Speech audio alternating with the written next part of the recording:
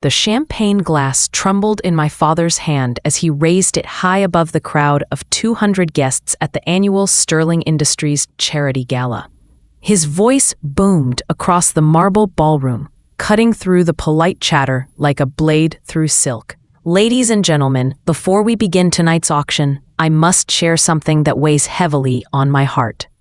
He paused, letting his eyes sweep across the room until they found me standing near the dessert table. My daughter Emma recently graduated from university, a smattering of applause. I kept my face neutral, my breathing steady. Inside, my stomach turned to ice. Yes, a wonderful achievement, he continued, his tone shifting to something darker. 4 years studying. He let out a theatrical sigh. Poetry, creative writing, the arts. The way he said it made each word sound like a disease. The room went quiet. Even the waiters stopped moving, while her brother followed in my footsteps at Harvard Business School, while her cousins pursue medicine and law. My Emma chose to waste her potential on fairy tales and feelings. He took a long sip of champagne. I suppose every family needs its disappointment. Someone gasped. Another person coughed to fill the silence. My fingers found the edge of the tablecloth, gripping it just enough to keep my hands from shaking. I forced my lips into something that might pass for a smile. Some children build empires, he said, gesturing to my brother across the room. Others write poems about them. The laughter that followed felt like broken glass against my skin. But I didn't flinch. I couldn't, because flinching would mean he won. What my father didn't know, what none of them knew, was that I had been expecting this moment for exactly 73 days. I had counted each one, marked them on a calendar hidden in my apartment, prepared for this exact speech at this exact event. The truth is a patient hunter, I whispered to myself, the words barely moving my lips. It was something I had written in my journal 3 months ago, the night I discovered what my father had done, the night everything changed. My brother Mark caught my eye from across the room, his face twisted with sympathy and secondhand embarrassment. Sweet Mark, who thought this was the first time our father had humiliated me, who didn't know about the recording device in my purse, who didn't know about the meeting I'd had 6 weeks ago with a certain journalist from the Times, who didn't know that in exactly 10 days, our father's sterling reputation would shatter like the champagne flute I was imagining throwing at his head. But I just stood there, counting my breaths. In through the nose, out through the mouth. The same way I'd been practicing ever since I found those documents. To my daughter, my father raised his glass higher. May she one day understand that dreams don't pay bills, and poetry doesn't build legacies. The room drank. I lifted my water glass. I hadn't touched alcohol in 73 days, needing my mind sharp, and sipped along with them. The cold water felt like clarity sliding down my throat. Mrs. Blackwood, one of my mother's oldest friends, touched my elbow gently. "Dear, are you all right?" "Never better," I said, and I meant it, because every word he spoke was another nail in his own coffin. Every insult was evidence. Every dismissive gesture was being captured by the tiny device in my purse, adding to the collection I'd been building for months. The party moved on. People returned to their conversations, probably grateful the awkward moment had passed. They'd forget about it by next week, chalking it up to family drama and too much champagne. But I wouldn't forget. I never forgot anything anymore. Not since I'd learned to pay attention. My father found me an hour later by the silent auction table, pretending to bid on a weekend in the Hamptons I had no intention of winning. "You took that well," he said, not quite meeting my eyes. Did I have a choice? He straightened his tie. A gesture I recognized from 1,000 board meetings I'd been forced to attend as a child. "It's for your own good, Emma. This coddling has to stop. You're 22.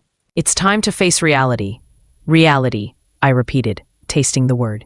"Yes, I've been thinking a lot about reality lately." Something in my tone made him look at me sharply, but I kept my expression pleasant, vacant even. The same look I'd perfected over the past 2 months. the look of someone too naive to be dangerous. "I'm glad you're finally coming around," he said. "Maybe it's not too late. I could still get you into business school. Make some calls." "That's kind of you." He patted my shoulder, the same way he might pat a dog who'd finally learned not to soil the carpet. "That's my girl. We'll make something of you yet." After he walked away, I turned back to the auction list, pretending to study it while my mind worked through the timeline again. 10 more days, 240 hours, 14,400 minutes until the Sunday Times would run their feature story. The one with his photo on the front page of the business section. The one with the headline I'd helped craft, though my name would never appear on the byline. My phone buzzed in my purse, next to the recorder. A text from an unknown number, but I recognized the area code. My contact at the paper, confirming our Thursday meeting, right on schedule. The rest of the party blurred past in a haze of small talk and air kisses. I played my part perfectly. The embarrassed daughter, the family failure, the dreamer who'd finally been put in her place. Let them see what they expected to see. Let them pity me. By the time I got home to my studio apartment, it was past midnight. I kicked off my heels and went straight to my closet, pushing aside the hanging clothes to reveal the wall behind them. Every inch was covered in papers, photos, printouts, transcripts, 73 days of evidence mapped out like a constellation. In the center was a photo from last year's gala. My father with his arm around me, both of us smiling. I'd been genuinely happy that night, proud to be his daughter. That was before I knew about the accounts, before I knew about the lies, before I knew why my mother had really left.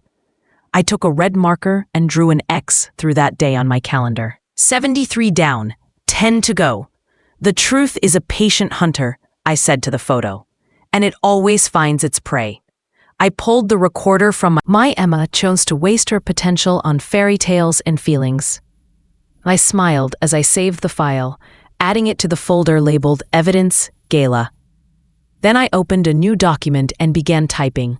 The irony wasn't lost on me as I stood there, listening to my father mock my writing degree. If only he knew that everything I'd learned about narrative, about character, about the slow build of tension and the perfect moment of revelation. All of it had prepared me for this. My professors taught me that every story needs a villain who doesn't know he's the villain. They just never mentioned what to do when that villain raised you. I wrote until dawn, documenting every detail while it was fresh. The way his voice had carried across the room. The exact words he'd used, the faces in the crowd. Everything mattered now. Everything was part of the story. When the sun finally broke through my window, painting golden streaks across my evidence wall, I closed my laptop and made coffee. Strong and black, the way I'd learned to drink it during those late nights at the library, searching through public records and SEC filings. My phone rang. Mark's name flashed on the screen. "Em, you okay? Last night was brutal." "I'm fine." "You sure? Because what Dad said?" "Really, Mark, I'm fine." I took a sip of coffee, letting the bitterness ground me. "Actually, I'm better than fine. I think I finally understand what Dad's been trying to teach me all these years. Sometimes it's making sure the whole world knows exactly who someone really is." "Em, what are you talking about?" "Nothing. Just something I've been writing about. You know me, always lost in my fairy tales." I hung up before he could respond. Then I went to my desk and pulled out the letter I'd been saving. The one from the literary magazine, accepting my piece about family betrayal for their spring issue. The one that would come out the same week as the Times article. My father thought I was wasting my time with words. He had no idea that words would be his undoing. The morning after the gala, I met my father for our standing Tuesday breakfast at the Sterling Club. It was a tradition he'd insisted on since I was 16. His way of staying connected despite working 80-hour weeks. I used to treasure these breakfasts. Now, they were reconnaissance missions. He was already seated when I arrived, Wall Street Journal spread before him like a shield. The dining room smelled of leather and old money, every surface polished to a shine that hurt to look at directly. "You're late," he said without looking up. "Traffic." I slid into my chair, noting the tremor in his left hand as he reached for his coffee. Too much scotch at the gala, probably. Or maybe the stress was finally getting to him. A waiter appeared instantly, pouring coffee into my cup without being asked.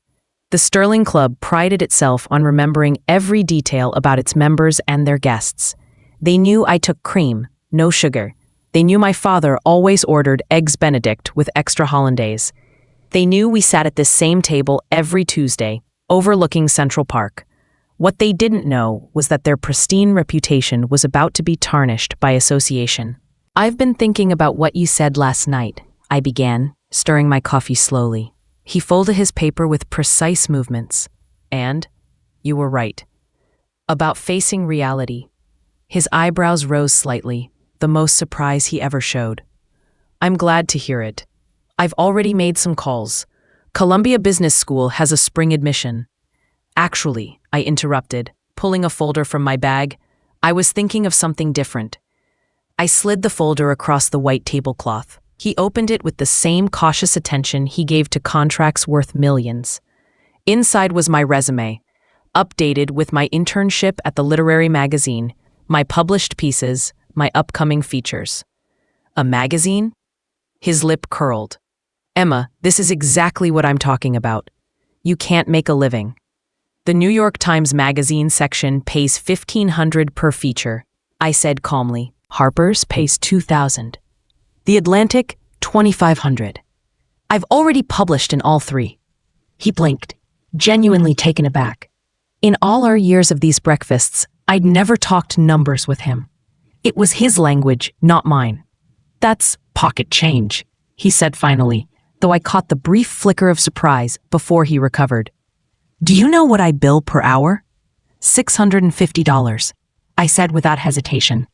"Which sounds impressive until you remember that most of that goes to the firm. Your actual take-home is closer to $200 per billable hour. Factor in the non-billable hours you work, and your effective rate drops to about $150. His coffee cup paused halfway to his lips. "I did inherit your head for numbers," I continued, buttering my toast with deliberate care. "I just choose to use it differently." The waiter arrived with our food. My father's eggs Benedict sat untouched as he studied me, really looked at me for the first time in months, maybe years. "How long have you been published in these magazines?" "About a year." Lie. It had been 3 years, but he didn't need to know that yet. My writing professor connected me with editors. One piece led to another. "And you never mentioned this?" I met his gaze steadily. "When would I have? Between you calling my degree useless and announcing my failures to rooms full of people?" He had the grace to look away, suddenly very interested in cutting his eggs. "I only want what's best for you." "No," I said softly. "You want what's best for your image of me." Silence stretched between us, filled only by the gentle clink of silverware from other tables. Outside, Central Park was dressed in October gold, joggers making loops around the reservoir like ants following a trail. "Show me," he said finally. "What?" "Your work. These articles you've written. Show me." I pulled out my phone, navigating to my author page on the Times website, handed it to him without comment. Watched his face as he scrolled through headlines, his expression shifting from skepticism to something I'd never seen before. Interest.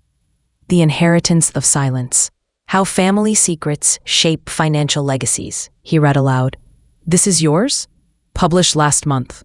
It's been shared over 50,000 times." He scrolled more, stopped. His face went very still. "What's this one about?" "The charity circuit. When philanthropy masks other sins." My pulse quickened, but I kept my voice level. "It's about how some executives use charitable giving to launder their reputations. Tax benefits aside, of course." He handed back my phone quickly, like it might burn him.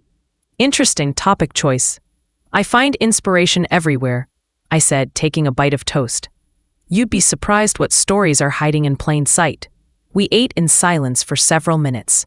Around us, the Sterling Club hummed with its usual morning energy. Deals discussed over Danish. Mergers planned between mimosas. Every person in this room thought they know my father, the successful lawyer, the generous philanthropist. The man who'd single-handedly saved Sterling Industries from bankruptcy through a hostile takeover in 2012. None of them knew about the employees he'd destroyed in the process, the pensions he'd gutted, the lives he'd ruined with a pen stroke. But I knew, and soon, everyone would. "I owe you an apology," he said suddenly. I nearly choked on my coffee. In 22 years, I've never heard those words from him. I shouldn't have said those things last night, in front of everyone. He cleared his throat, uncomfortable with vulnerability. "Your mother called this morning. She was displeased. So that's what this was about." Mom had seen the videos already circulating on social media. Someone at the gala had recorded his speech, posted it with captions like "Father of the Year" and "Why I Have Daddy Issues." The internet was having a field day. "Is that why you're apologizing? Because Mom called?" No. He met my eyes, and for a moment, I saw something almost like regret. "I'm apologizing because I was wrong. You're not a disappointment, Emma. You're just different than what I expected." "Different," I repeated. "Your brother, he's easy. He thinks like me, wants what I want. But you?" He gestured vaguely. "You've always seen the world through some other lens. Even as a child, you'd ask questions that had no good answers. Like what? Like why we had 3 houses when some people had none. Why I worked every weekend when you and Mark were growing up. Why your mother cried when she thought no one was looking. The last one hung in the air between us like a challenge. I said nothing. I thought if I pushed hard enough, you'd fall in line. Become what I needed you to be." He laughed, a bitter sound. "Your mother warned me. Said you can't force a bird to be a fish." Mom always was poetic. She was right about more than that. He signaled for the check, our usual signal that emotional conversation time was over. "I know I haven't been the father you needed, but I do love you, Emma. In my own flawed way." The words should have meant something. Should have cracked the ice I built around my heart over the past 73 days. Instead, they just made me angry. Because love without action was just noise. Love that only showed up after public humiliation wasn't love at all. "I love you too, Dad," I said, because it was expected. Because maintaining my cover was more important than honesty right now. He paid the check, leaving his usual excessive tip. As we stood to leave, he paused, studying me again with that new interest. "Would you send me links to more of your work? I'd like to read it." Of course. We walked out together, past the portraits of former members lining the hallway. Judges and senators, CEOs and philanthropists. Men who'd shaped the city, the country, the world. Men like my father, who believed their names would live forever in gold-plated glory. On the street, before we parted ways, he did something unprecedented. He hugged me. Not the perfunctory pat on the back he usually offered, but a real embrace. "I'm proud of you," he whispered. I don't say it enough, but I am. I hugged him back, counting the seconds until I could let go. 5, 6, 7. Finally, he released me, clearing his throat again. Same time next week? Wouldn't miss it. I watched him stride away, already on his phone, probably billing someone for the walk back to his office. Then I turned and headed for the subway, my mind churning. The hug had thrown me. The apology, the interest in my work, the glimpse of actual human emotion. None of it fit the script I'd written in my head. For 73 days, I'd painted him as a pure villain, someone who deserved everything coming his way. But villains didn't apologize. They didn't admit fault. They certainly didn't hug their disappointing daughters on busy Manhattan sidewalks. My phone buzzed. A text from my contact at the Times. "Can we move our meeting to tomorrow? Big story breaking today." I typed back quickly. Tomorrow works. 9 days left. 216 hours. The ticking clock in my head never stopped. But now there was another sound alongside it. My father's voice, soft and unfamiliar. "I'm proud of you." I shook my head, angry at myself for wavering. One moment of humanity didn't erase 22 years of emotional neglect. One apology didn't balance out the lives he destroyed. The Sterling Industries employees who'd lost their retirements. The small companies he'd crushed.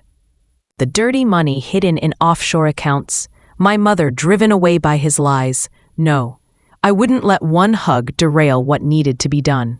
The truth was bigger than my feelings. Justice was more important than family loyalty. But as I descended into the subway station, I couldn't shake the image of his face when he'd read my article titles. That spark of recognition quickly suppressed. He knew I was hunting something. He just didn't know I'd already caught it. The cafe on Bleecker Street was the kind of place that tried too hard to seem like it wasn't trying at all.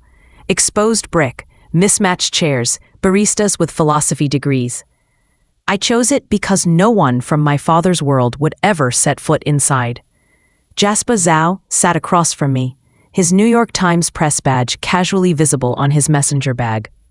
He was younger than I'd expected when we first made contact, maybe early 30s, with the kind of restless energy that marked ambitious journalists.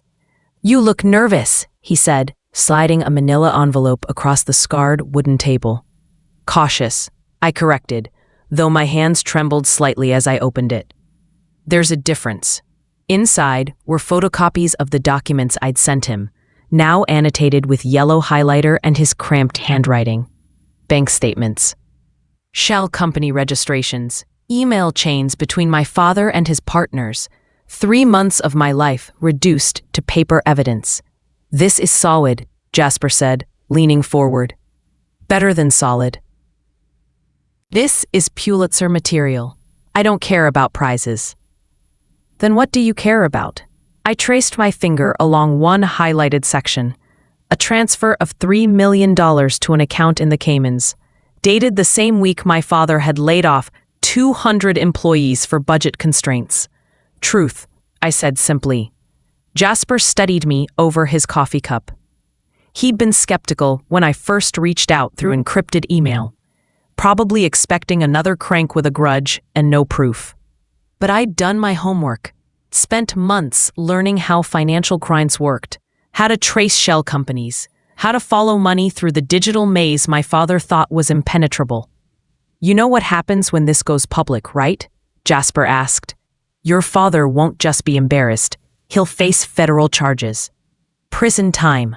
Everything he's built will collapse." "I know. And you're okay with that? Sending your own father to prison?"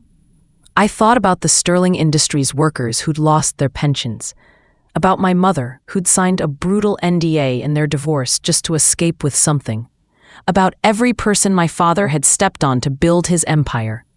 "He made his choices," I said, "and just making sure there are consequences." Jasper nodded slowly. "Most sources come to me looking for revenge or money. You've refused any financial compensation. You won't even let me use your name in the story. Why? Because this isn't about me. The moment my name appears, it becomes a family drama. Poor little rich girl turns on daddy. That's not the story. Then what is? The story is how men like my father operate in plain sight, how they donate millions to charity with stolen money, how they sit on advisory boards and shape policy while hiding their crimes behind lawyers and shell companies, how the system protects them until someone who knows their secrets decides enough is enough." Jasper pulled out his phone, placing it between us. "Mind if I record? I want to get your exact words." "No names," I reminded him. "Of course. You're just a source close to the investigation." He pressed record. "Tell me about the Sterling Industries takeover." For the next 2 hours, I walked him through everything. The hostile takeover my father had orchestrated, the backroom deals, the employees sacrificed for profit margins. I'd memorized every detail, could recite numbers and dates like poetry. "The pension fund had $47 million, I said, watching Jasper's eyes widen. "After my father's restructuring, it had $12 million. The difference didn't just disappear. It was redistributed, hidden. I can show you exactly where every dollar went. And you have proof of all this. Check page 37 in your envelope." He flipped through, found the page, whistled low. "Jesus, how did you even get this?" "My father taught me to pay attention to details. He just never thought I'd pay attention to his. The recording continued. I told him about the charity foundations that were actually tax shelters, the board positions bought with brides disguised as consulting fees, the web of corruption that touched half the powerful men in the city. Your father's going to know this came from you, Jasper said finally. There are details here only family would know. Let him know. I met his gaze steadily. I want him to know.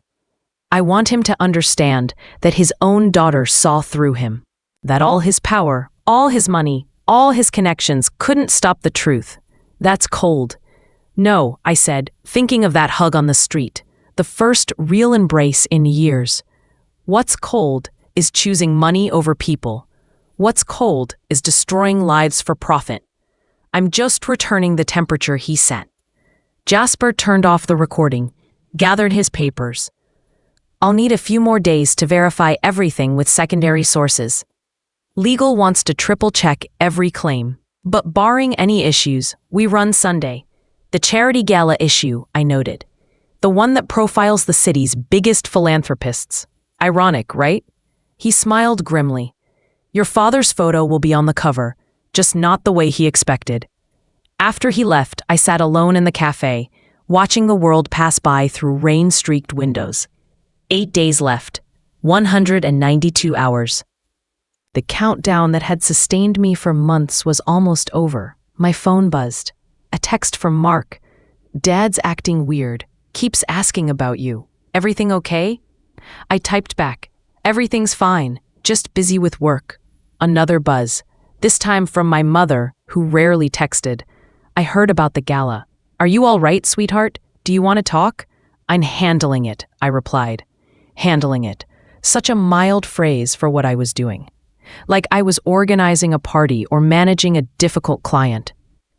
Not orchestrating the complete destruction of my father's life. I thought about calling her, telling her everything. She deserved to know that justice was coming.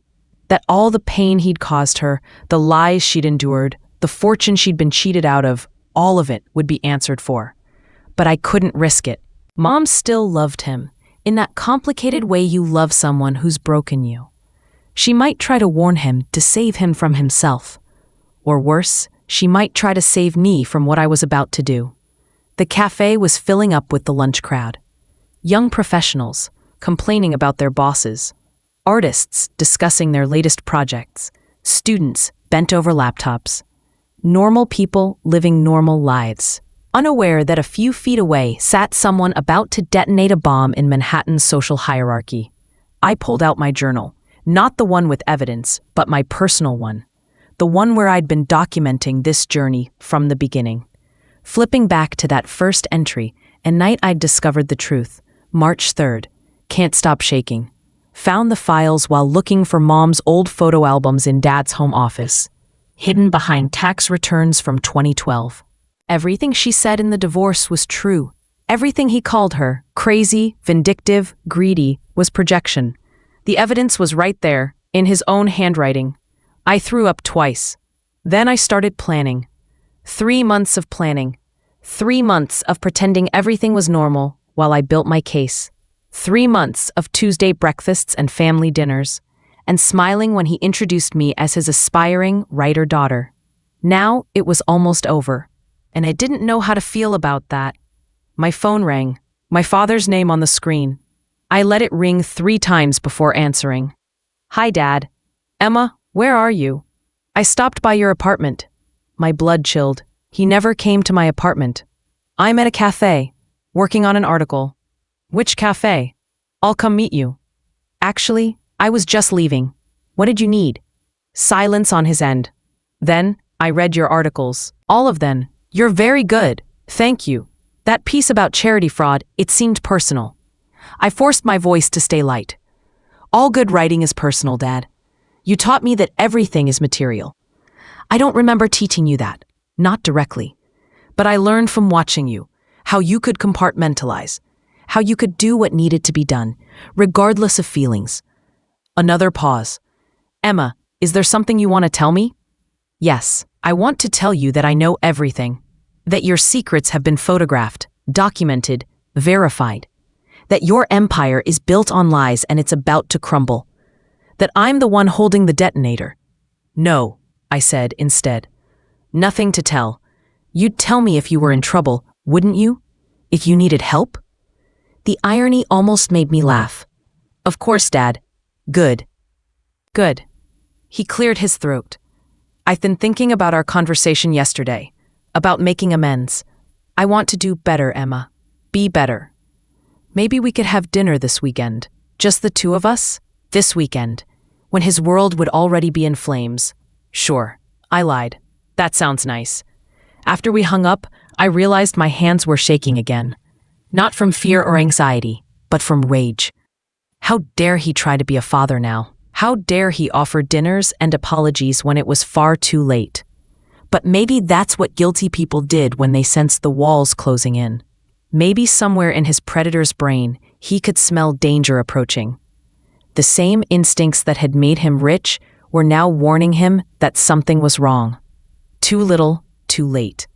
I left the cafe and walked aimlessly through Greenwich Village, letting the October wind clear my head.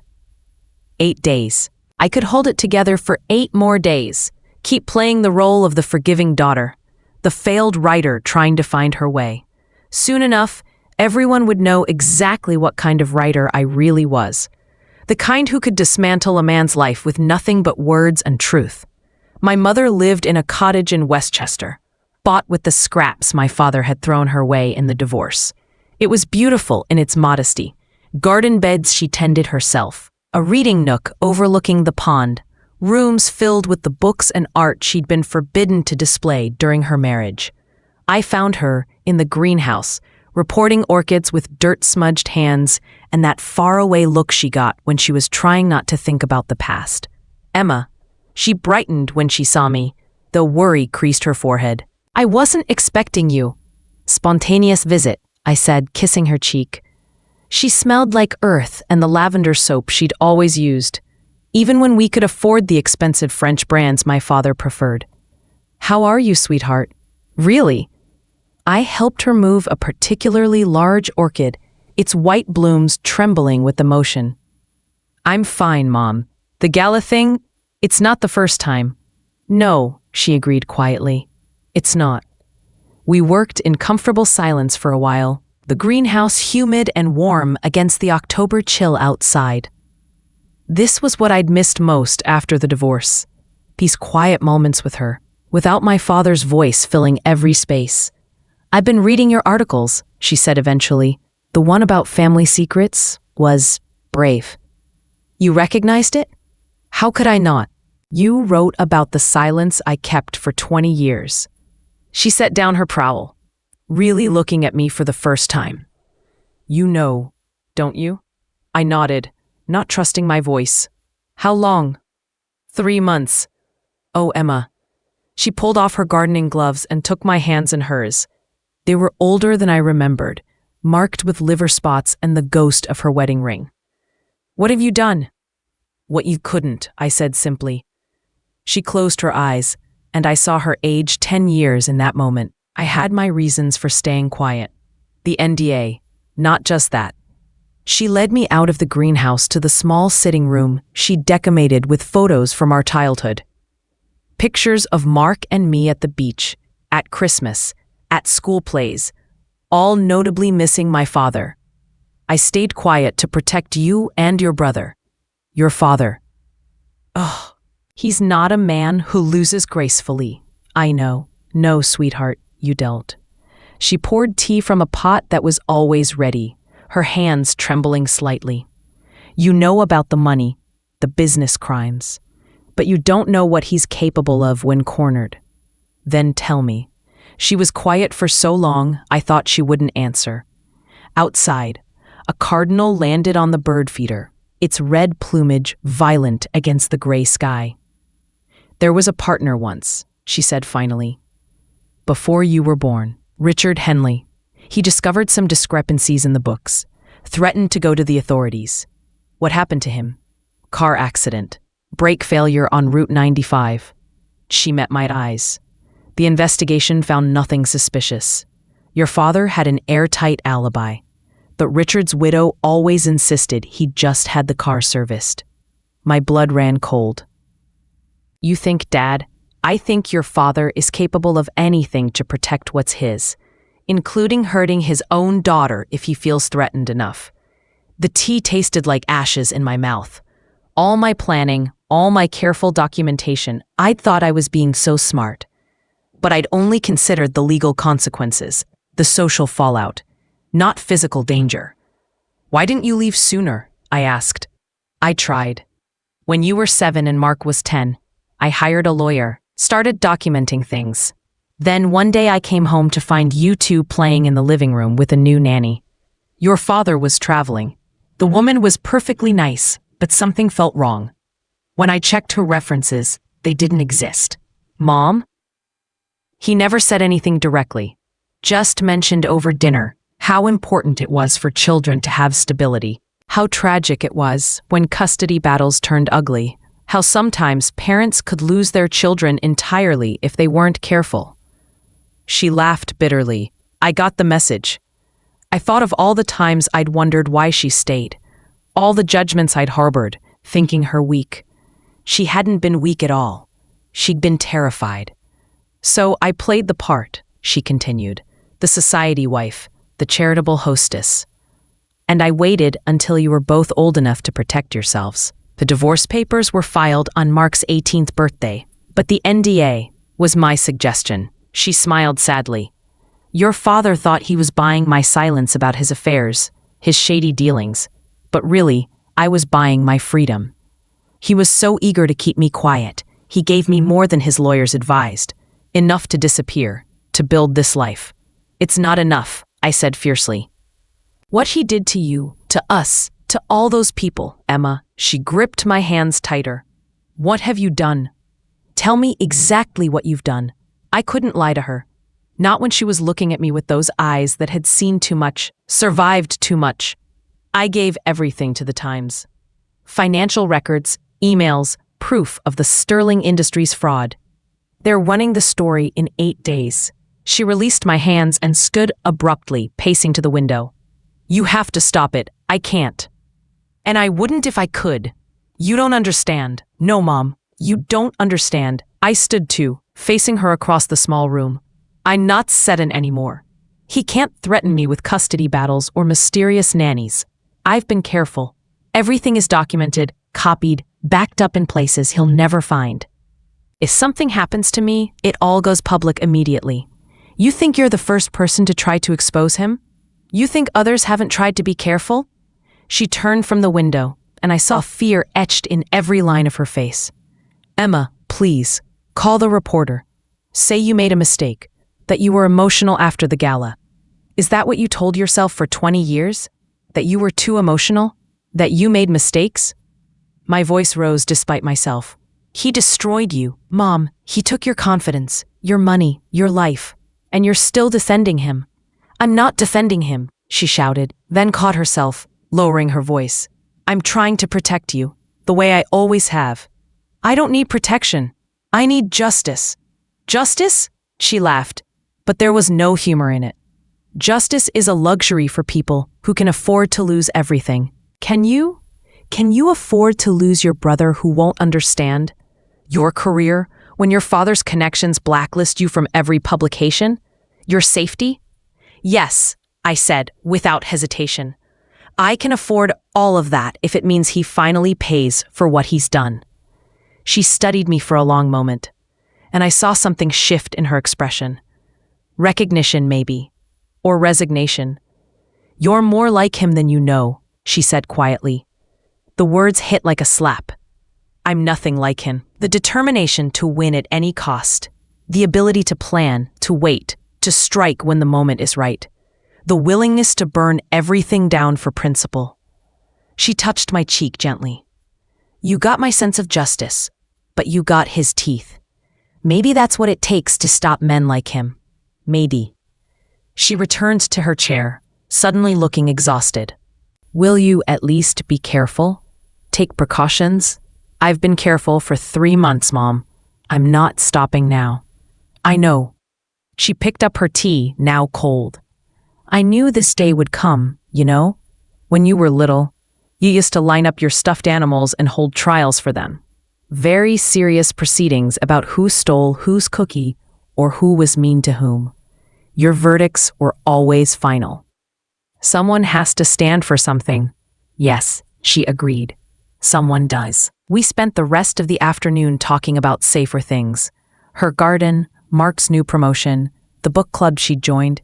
But underneath it all was the weight of what was coming. The knowledge that in 8 days, everything would change. As I was leaving, she pressed something into my hand. A small key. Safety deposit box at Chase on Lexington, she said.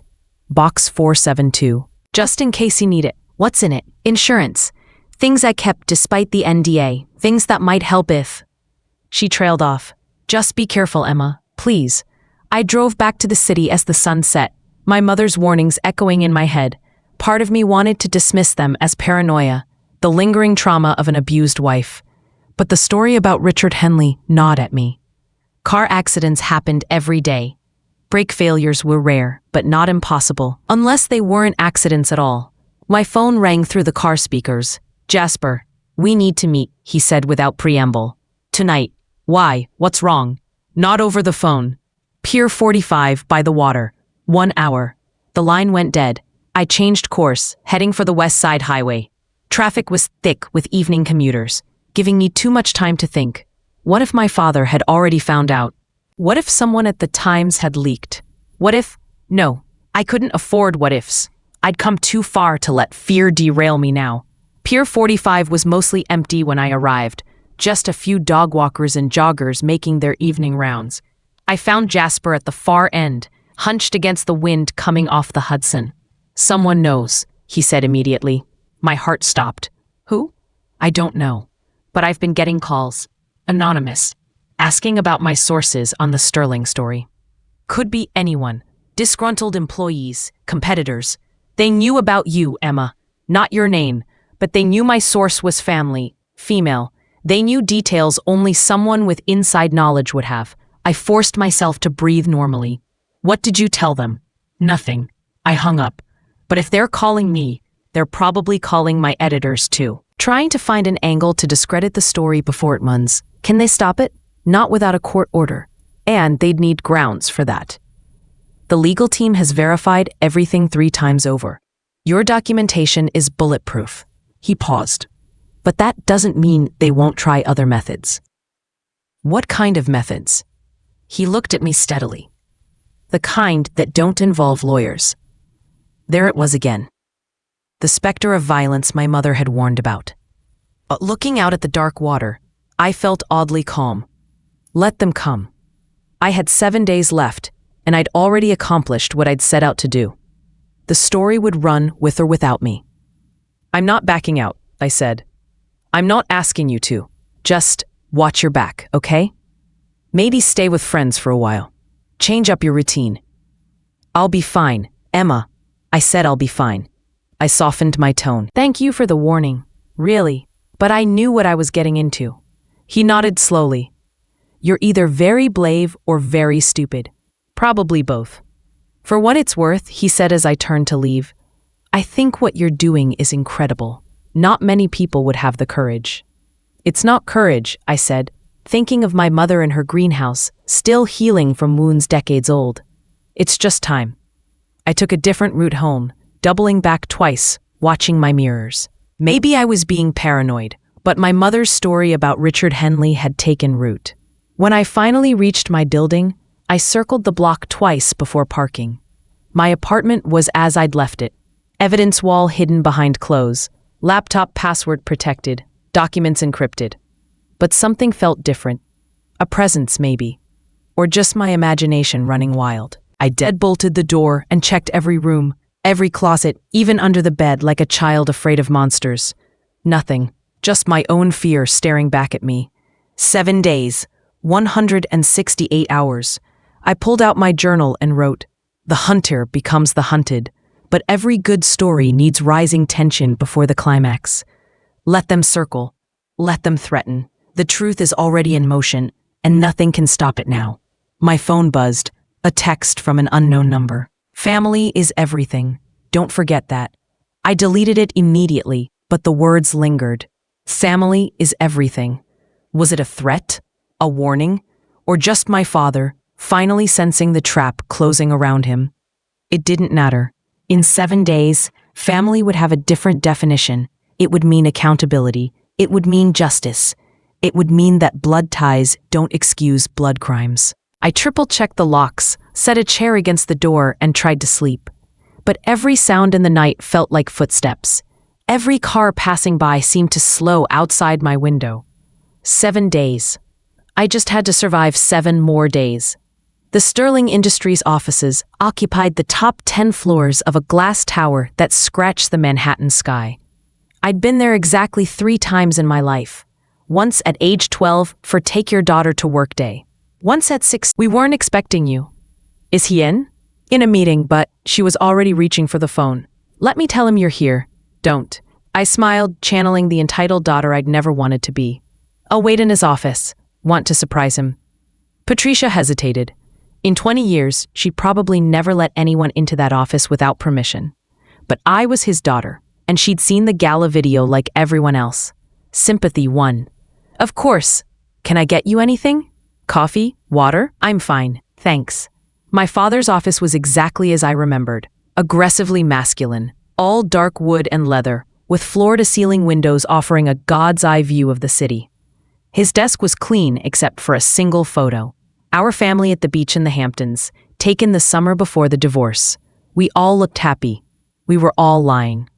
I wasn't here for nostalgia. Moving quickly, I went to the filing cabinet behind his desk, locked, but I'd learned things in the past 3 months. The key was in the bottom drawer of his desk, taped underneath like he was some kind of amateur. Inside the cabinet, contracts, financial statements, correspondence. Nothing I didn't already have, but I photographed it all anyway. Insurance, Jasper had called it. Evidence of evidence. The third drawer held personal files, divorce papers. I skipped those. Medical records. And then, at the back, a folder marked simply R.H. Richard Henley. My hands trembled as I opened it. Police reports from the accident, insurance claims, and underneath, a business card for a private investigator with a handwritten note. Problem resolved. Full payment transferred. I photographed every page, my heart hammering. This wasn't proof of murder, not legally, but it was proof of something. Finding what you need? I spun around. My father stood in the doorway, his expression unreadable. Dad. I was just. Patricia told me you were here. He entered, closing the door behind him with a soft click that sounded like a trap springing. Looking for something specific? My mind raced through lies, excuses. Then I remembered who I was now. The hunter, not the hunted. Yes, I said simply, closing the folder. Answers. To what questions? Who was Richard Henley? His face went very still. For a long moment, we just looked at each other, across the expanse of his office. Father and daughter turned adversaries. An old business partner, he said finally. He died years ago. Why? Mom mentioned him. Your mother says a lot of things. She said he was going to expose you. That he had an accident. He moved to the window, hands clasped behind his back. The power pose I recognized. The one he used in negotiations when he wanted to seem in control. Richard was troubled, paranoid. He saw conspiracies everywhere, thought everyone was out to get him. The accident was tragic, but not surprising. He was always a reckless driver. The investigator's card suggests otherwise. He turned sharply. You've been thorough. I learned from the best. Emma. His voice carried a warning. Whatever you think you know, whatever story you've constructed in that writer's imagination of yours, it's not imagination. I held up my phone, showing him I'd photographed the evidence. It's all here. RH's files, the Sterling Industries documents, the offshore accounts, everything. His face cycled through emotions, surprise, anger, calculation. Then, surprisingly, something like pride. You always were too smart for your own good, smart enough to know you killed him. I didn't kill anyone. He returned to his desk, sitting down heavily. I hired someone to investigate his accusations, yes, to protect my reputation from a man bent on destroying it. The accident happened weeks later. There was no connection. Convenient. Life often is. He studied me across the desk. What do you want, Emma? Money? A position in the company? An apology? I want the truth. The truth? He laughed bitterly. The truth is that I built this empire from nothing. That I made hard choices so you and your brother could have everything.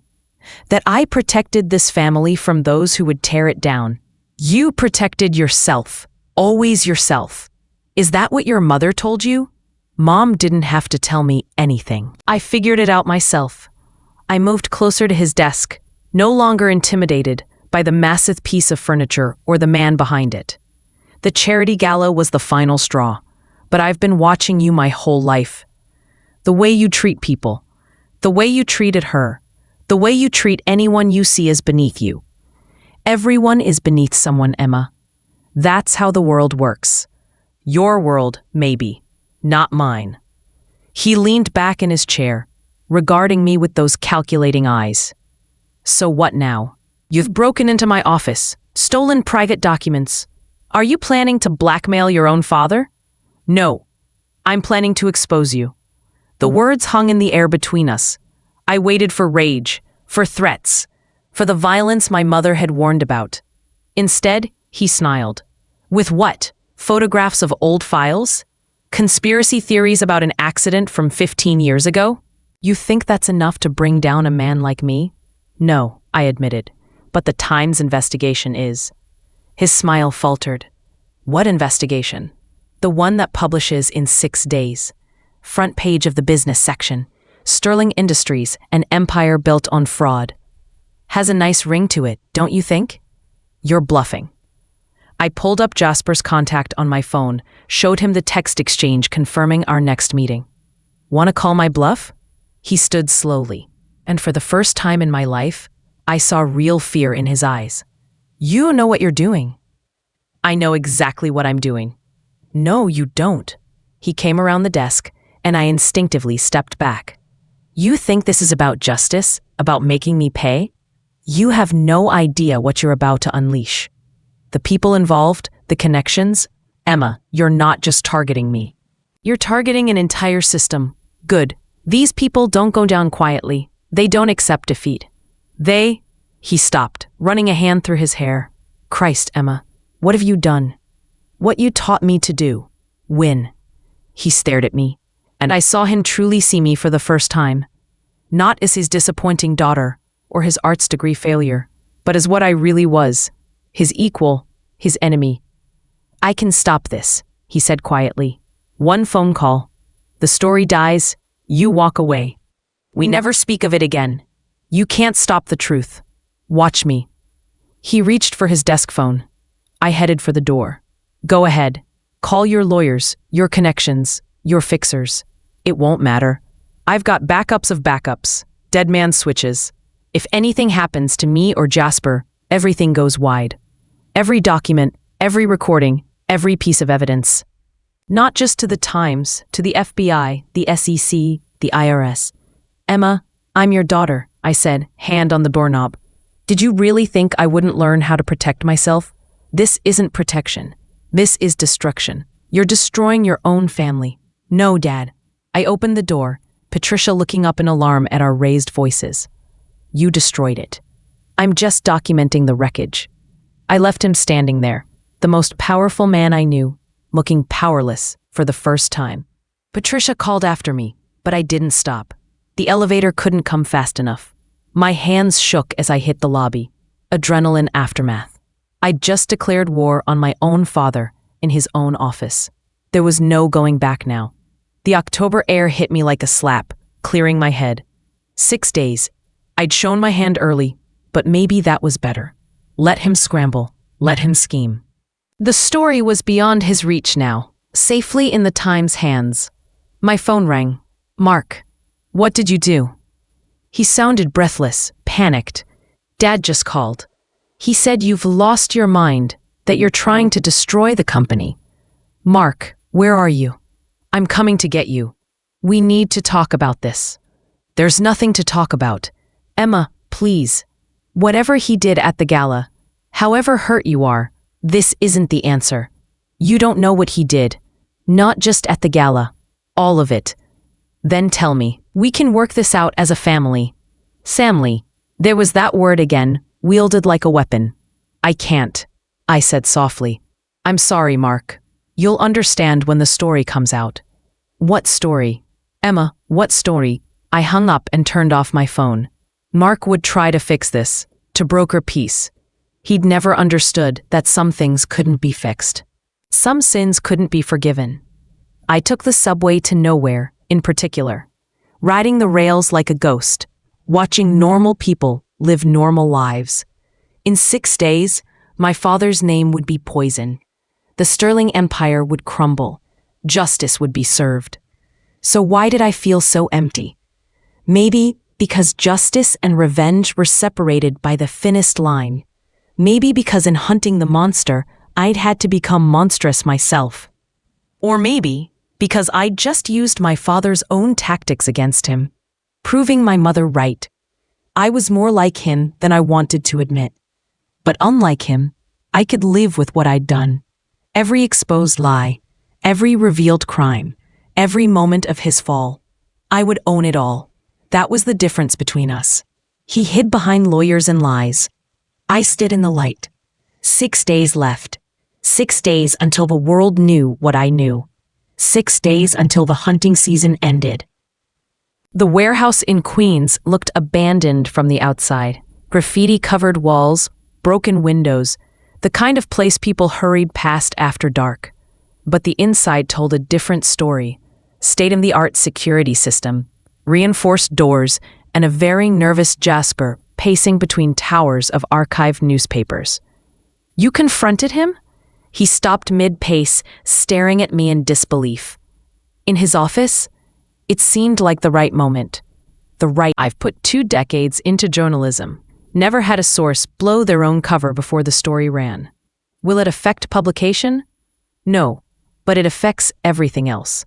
He knows now. He's got 6 days to mobilize every resource, call in every favor, find any angle to discredit us. Let him try.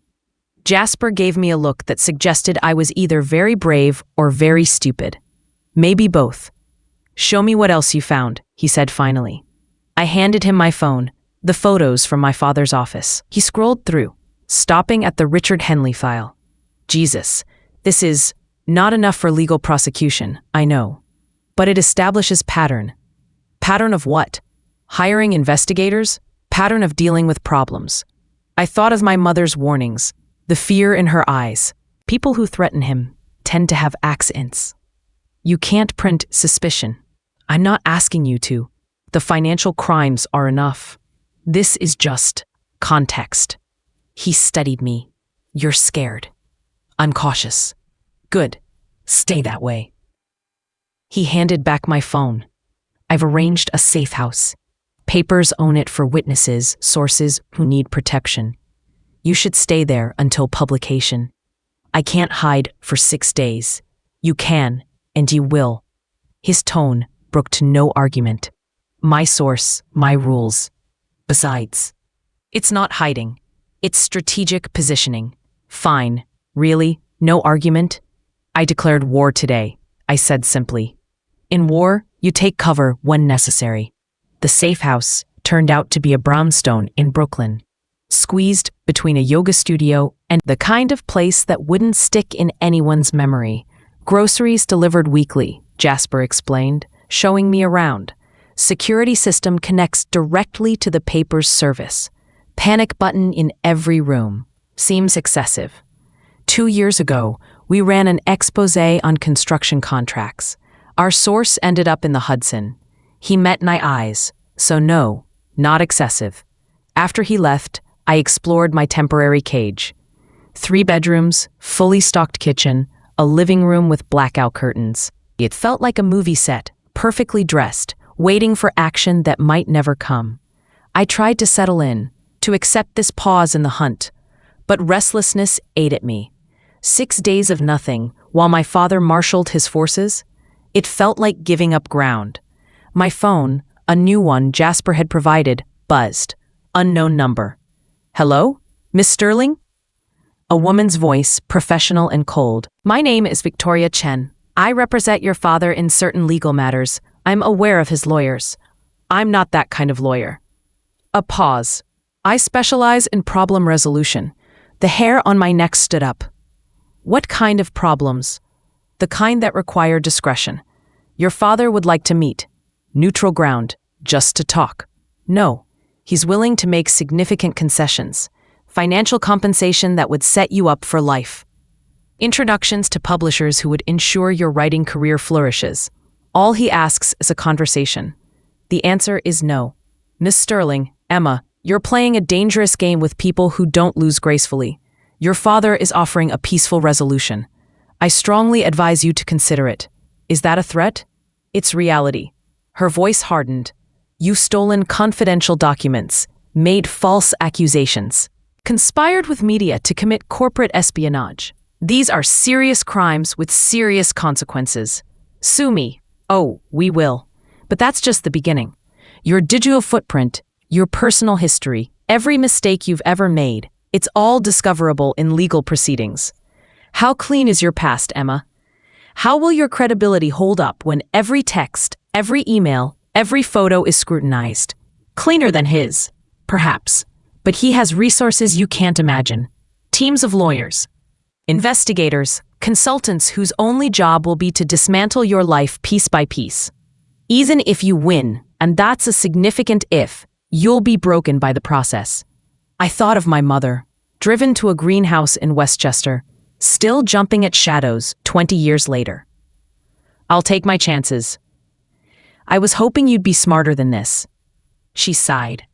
The offer stands for 24 hours. After that, we proceed with aggressive litigation. Your father wanted to give you one last chance to be his daughter instead of his enemy. Tell my father, I said slowly, that he stopped being my father the day he chose money over family. Tell him I learned everything I know from watching him. And tell him I'll see him in the headlines. I hung up before she could respond. My hands were steady, but my mind raced. They'd moved fast, already building their counterattack. Character assassination, legal intimidation, the full playbook of powerful men protecting their empires.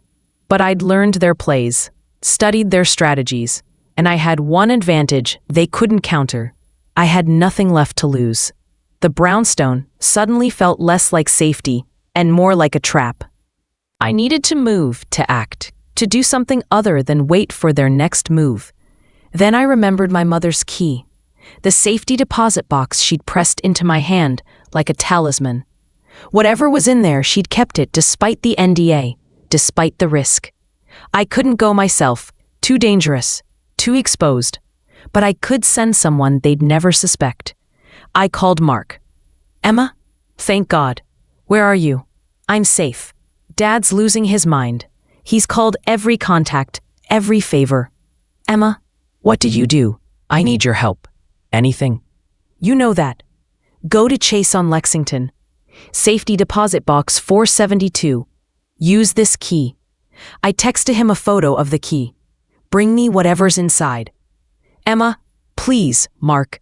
I'll explain everything, but I need what's in that box. A long pause. This is about more than the gala, isn't it? So much more. Is it true? What Dad's lawyers are saying?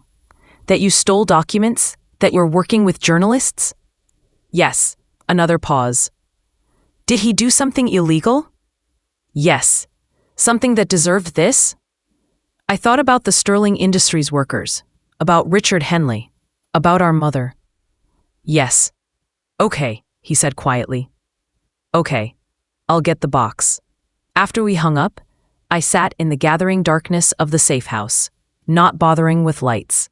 In 6 days, my family would be irrevocably shattered. My father would be a pariah. My mother would be vindicated but exposed. And Mark, loyal, trusting Mark, would have to choose a side. But some things were worth breaking.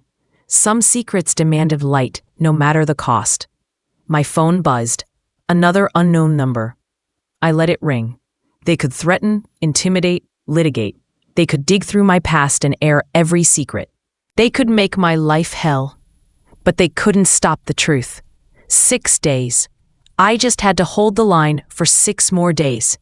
Then the hunt would be over, and the world would see my father for what he really was. A man who thought he was untouchable, brought down by the daughter he dismissed. There was poetry in that.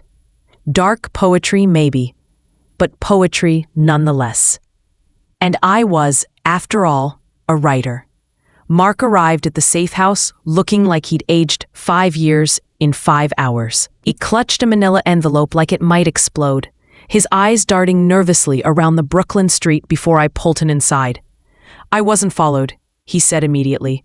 I don't think. I don't know, like I'd be crossing a line.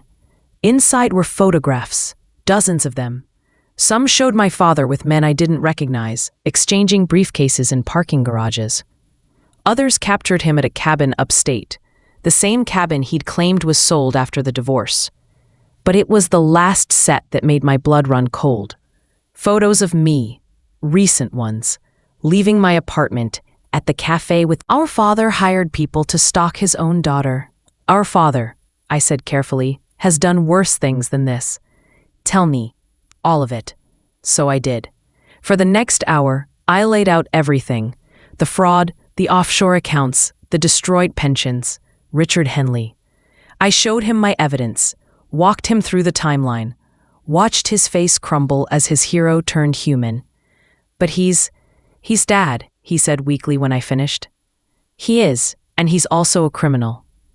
Why didn't you come to me? We could have handled this as a family, privately, like Mom tried to. Look how that worked out. I gestured to the surveillance photos. He doesn't do accountability, Mark. He does control. My phone rang. Jasper. We have a problem, he said without preamble. Your father's legal team filed an emergency injunction.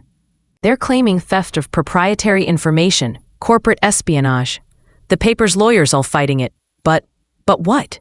The judge scheduled a hearing for tomorrow. If they can convince him the information was illegally obtained, he could block publication. The room tilted.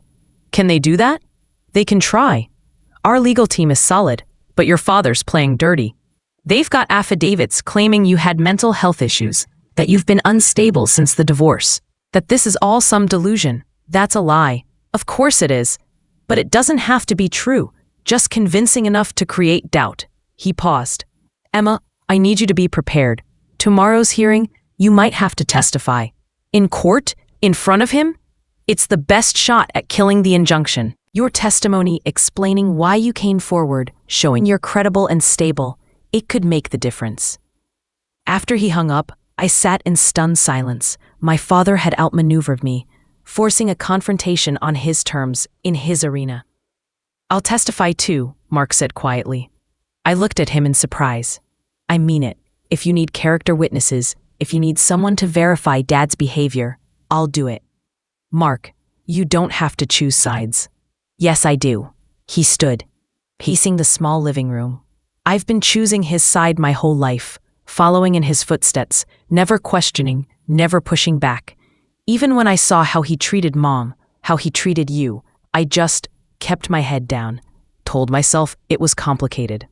It is complicated. No, it's not. He stopped pacing, faced me. Right and wrong isn't complicated. He chose wrong. You're choosing right. So I'm choosing you. I hugged him, feeling something repair itself between us. We'd been siblings in name but strangers in practice, divided by our father's attention and expectations. Now, facing his destruction, we were finally family. The next morning came too fast. Jasper met us at the courthouse with the Times legal team. 3 lawyers who looked like they ate injunctions for breakfast. Remember, the lead counsel, Mrs. Davidson, instructed. Answer only what's asked. Don't volunteer information. If they try to rattle you, stay calm. Your credibility is everything. The courtroom was smaller than I'd expected, more corporate conference room than legal drama. My father sat at the opposite table, flanked by his army of suits. He didn't look at me. All rise for Judge Harrison. The judge was younger than I'd expected, with sharp eyes that missed nothing. He reviewed the documents before him with methodical precision. "This is a matter of prior restraint," he began. "A serious issue that balances First Amendment protections against claims of illegally obtained information. Mr. Sterling, your team may present." Victoria Chen stood, the problem resolver, from the phone. In person, she was even more formidable, tall, elegant, with the kind of presence that commanded attention. "Your Honor, we have clear evidence that Ms. Sterling engaged in corporate espionage. She accessed confidential files without authorization, stole proprietary information, and conspired with media outlets to damage Sterling Industries' reputation based on personal vendetta. She painted me as unhinged, vindictive, a daughter scorned by imagined slights. Every word was carefully chosen to make me seem unstable, unreliable, dangerous. Furthermore," she continued, "we have concerns about Miss Sterling's mental state. Following her parents' divorce, she exhibited signs of delusion, paranoia." "Objection," Davidson interrupted. "Counsel is testifying. Where's the evidence of these alleged mental health issues?" "We have affidavits from family friends. Hearsay." Judge Harrison raised a hand. "I'll allow limited testimony on this issue, but I want facts, not speculation." Chen called her first witness, Dr. Patricia Morse, a psychiatrist who'd never treated me, but somehow had opinions about my mental state. It was masterful character assassination, all couched in careful maybes and possibles. Then it was our turn. Davidson dismantled. She established that I'd accessed files during a voluntary visit, that the information revealed criminal activity, that whistleblower protections applied. "Your Honor, we'd like to call Emma Sterling." I took the stand on unsteady legs, raising my right hand to swear an oath that felt heavier than it should. "Miss Sterling," Davidson began gently, "tell us why you came forward with this information." I looked at my father for the first time since entering the courtroom. He met my gaze steadily, no emotion on his face, just the calculating stare I'd known my whole life. "Because the truth matters," I said simply. "Because people deserve to know where their money went. Because silence in the face of wrongdoing is complicity." "Were you motivated by revenge, as opposing counsel suggests?" "I was motivated by justice. My father stole $47 million from pension funds. 200 families lost their retirements. If that's not worth exposing, what is?" Davidson walked me through the evidence, establishing how I discovered it, why I documented everything, how I approached the Times. I kept my voice steady, clinical almost, letting facts speak louder than emotions. Then it was Chen's turn to cross-examine. "Miss Sterling, you felt humiliated at the charity gala, didn't you?" "I felt disappointed that my father chose to mock my education publicly, yes. Humiliated enough to seek revenge? Concerned enough to finally act on information I'd been sitting on for months. You stole from your father's office. I documented evidence of financial crimes. Without permission. Criminals rarely give permission to expose them." Chen's lips thinned. "You have a history of mental health struggles, don't you?" "I saw a therapist during my parents' divorce. Like millions of people do during difficult times." "You were prescribed antidepressants." "Briefly, which has no bearing on the factual accuracy of financial documents." She kept pushing, trying to paint me as unstable. But I held firm. Every question was a trap, but I'd learned from the best trap setter in the business. My father had taught me well. "Let's discuss your writing." Chen changed tactics. "You wrote a piece called The Inheritance of Silence. Was that about your father?" "It was about how family dynamics affect financial decisions. But it was inspired by your father. Many things inspire my writing. That doesn't make the fraud documents less real. You've been planning this for months, haven't you?" "This public humiliation? I've been documenting crimes for months. The public reaction is a consequence, not a goal. You hate your father." I paused, choosing my words carefully. "I love my father. That's why this is necessary, because love without accountability isn't love. It's enabling." Chen tried several more angles, but Davidson objected to the increasingly speculative questions. Finally, Judge Harrison called for a recess. In the hallway, Mark grabbed my arm. "You're doing great. He looks worried." He was right. For the first time I could remember, my father looked genuinely uncertain. His usual armor of arrogance had cracked. When we reconvened, Mark took the stand. My brother, the golden child, the heir apparent, testifying against the man he'd idolized.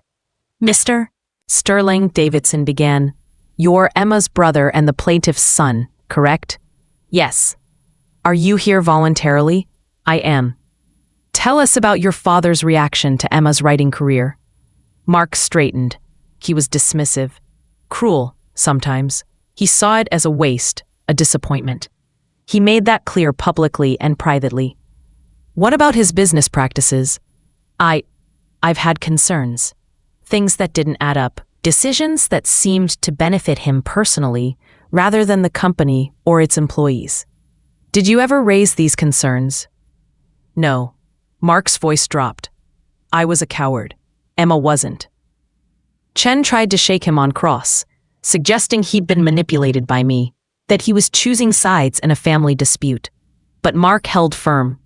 My sister didn't manipulate me, he said clearly. She opened my eyes. There's a difference. The hearing stretched into afternoon. More witnesses, more arguments, more attempts to paint me as either crazy or criminal. Through it all, my father sat silent, letting his lawyers speak for him. But I could see the calculation in his eyes, the constant reassessment of odds. Finally, Judge Harrison called for final arguments. Chen went first, passionate in her plea to protect Sterling Industries from a vindictive daughter's delusions. She painted a picture of family dysfunction weaponized, of stolen documents and manufactured scandals. Davidson's response was surgical. Your Honor, the question before you isn't whether Emma Sterling is a perfect daughter or whether family dynamics are complicated. The question is whether documented evidence of financial fraud can be suppressed because the person who exposed it is related to the perpetrator. The First Amendment doesn't have a family exception. The public's right to know doesn't end at blood relations. Judge Harrison retired to consider. We waited in that special purgatory reserved for legal decisions, time stretching like taffy. When he returned, his expression was unreadable. This court takes prior restraint very seriously, he began. The bar for preventing publication is extraordinarily high, requiring proof of immediate and irreparable harm that outweighs First Amendment protections. My heart hammered. While the plaintiff raises concerns about the methods used to obtain information, the court finds that Ms. Sterling had legitimate access to the offices in question as a family member. Furthermore, the evidence presented suggests significant public interest in the information revealed. Chen started to object, but Harrison continued. The court also finds no credible evidence of mental instability that would undermine Ms. Sterling's capacity to evaluate documents or understand their implications. Personal animus, even if present, does not negate factual accuracy. He paused, looking directly at my father. The motion for prior restraint is denied. The New York Times is free to publish their story as scheduled. The gavel came down like thunder. Chaos erupted. Chen immediately declaring they'd appeal, my father finally showing emotion, rage, barely contained. Davidson hustling us toward a side exit, but I stopped at the door, looking back. My father was staring at me across the courtroom, and in his eyes, I saw something that chilled me more than anger. I saw promise. This wasn't over. Come on, Mark urged, pulling me away. Outside, Jasper was waiting with barely contained excitement. You did it. You actually did it. 5 days until publication and they can't stop it. They'll try, I said, thinking of that look in my father's eyes. Let them try. Davidson smiled, a shark recognizing another predator. We'll be ready. But as we celebrated on the courthouse steps, I couldn't shake the feeling that we'd won a battle, not the war. My father had built his empire on never accepting defeat. He had 5 days to prove that reputation. 5 days for a cornered animal to strike. The safe house felt different that night, less like protection, more like a countdown clock. Mark stayed with me, neither of us wanting to be alone. We ordered Thai food and pretended to watch a movie, but mostly we sat in silence, processing the day. Do you think he ever loved us? Mark asked suddenly. Or were we just assets? Things to be managed and displayed. I think he loved us the only way he knew how, I said, carefully. Which wasn't enough. When did you know that you'd do this? I thought back to that night in March, discovering the truth in his study. The moment I realized he'd never choose us over money, that he'd destroy anyone, even family, to protect his empire. And you decided to destroy him first. I decided to tell the truth. The destruction is just consequence. Mark laughed bitterly. You sound like him. Strategic. Cold. Maybe I am like him, but I'm using it for something better. Are you? Or are we just telling ourselves that? I didn't have an answer. Maybe there wasn't one. Maybe using someone's weapons against them always meant becoming a little like them. My phone buzzed. Another unknown number. This time, I answered. Hello, Emma. Not Chandler, my father. A man's voice, cultured and calm. My name is Alexander Cross. I represent certain interests that would be negatively impacted by your upcoming publication. Not interested. You haven't heard my offer. Don't need to. $20 million. Cash. Untraceable. More than you'd see in a lifetime of writing. No. 50 million. Still no. A pause. You're very young, Miss Sterling. Young people sometimes don't understand how permanent their choices can be. How long life is when you've made powerful enemies. Is that a threat, Mr. Cross? It's a kindness. Your father is one man. The people he's connected to, the systems he's part of, they're much larger, much less forgiving. Good thing I'm not looking for forgiveness. No, he said softly. You're looking for justice. But justice and survival don't always align. Think about that. You have 5 days to reconsider. He hung up before I could respond. Mark had gone pale. Emma, maybe we should... No, I cut him off. No maybes, no second thoughts. We've come too far. But is there others involved? If this is bigger, then it's even more important to expose it. He shook his head. You're brave. Or crazy. Maybe both. Definitely both. We didn't sleep much that night. Every sound could be danger. Every shadow a threat. But morning came anyway, bringing us 1 day closer to the truth. 4 days left. The clock was ticking louder now, counting down to either justice or disaster. Maybe both. But I'd made my choice in that courtroom, looking into my father's eyes. I'd chosen truth over family, justice over safety. Now I had to live with it. Or die with it. 4 days would tell. The attack came at 3 a.m. Not the violent kind. My father was too sophisticated for thugs in the night. Instead, my phone exploded with notifications. Hundreds of them. Thousands. Emma, wake up. Mark shook my shoulder, his own phone glowing with alerts. Something's happening. I grabbed my phone, squinting at the screen. Google alerts for my name. Social media tags. Emails flooding in. Then I saw it. A website. emmasterlingexposed.com. Professional design, top of search results. Clearly expensive. And on it, every embarrassing moment of my 22 years. Weaponized. Photos from college parties where I'd had too much to drink. Screenshots of angry texts to ex-boyfriends.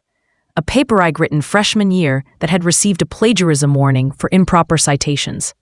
Even my therapy records, somehow obtained and selectively quoted. Unstable. Vindictive. History of lying. Daddy issues. Each piece strategically presented to destroy my credibility. How did they get this? Mark stared at his screen in horror. Some of these are from my phone. Private conversations. My hands trembled as I scrolled. They'd gone deep. Interviewed ex-friends, former roommates, anyone with a grudge or a story. Found every mistake, every moment of weakness, every human failing, and packaged it as proof I was unfit to be believed. The phone rang. Jasper.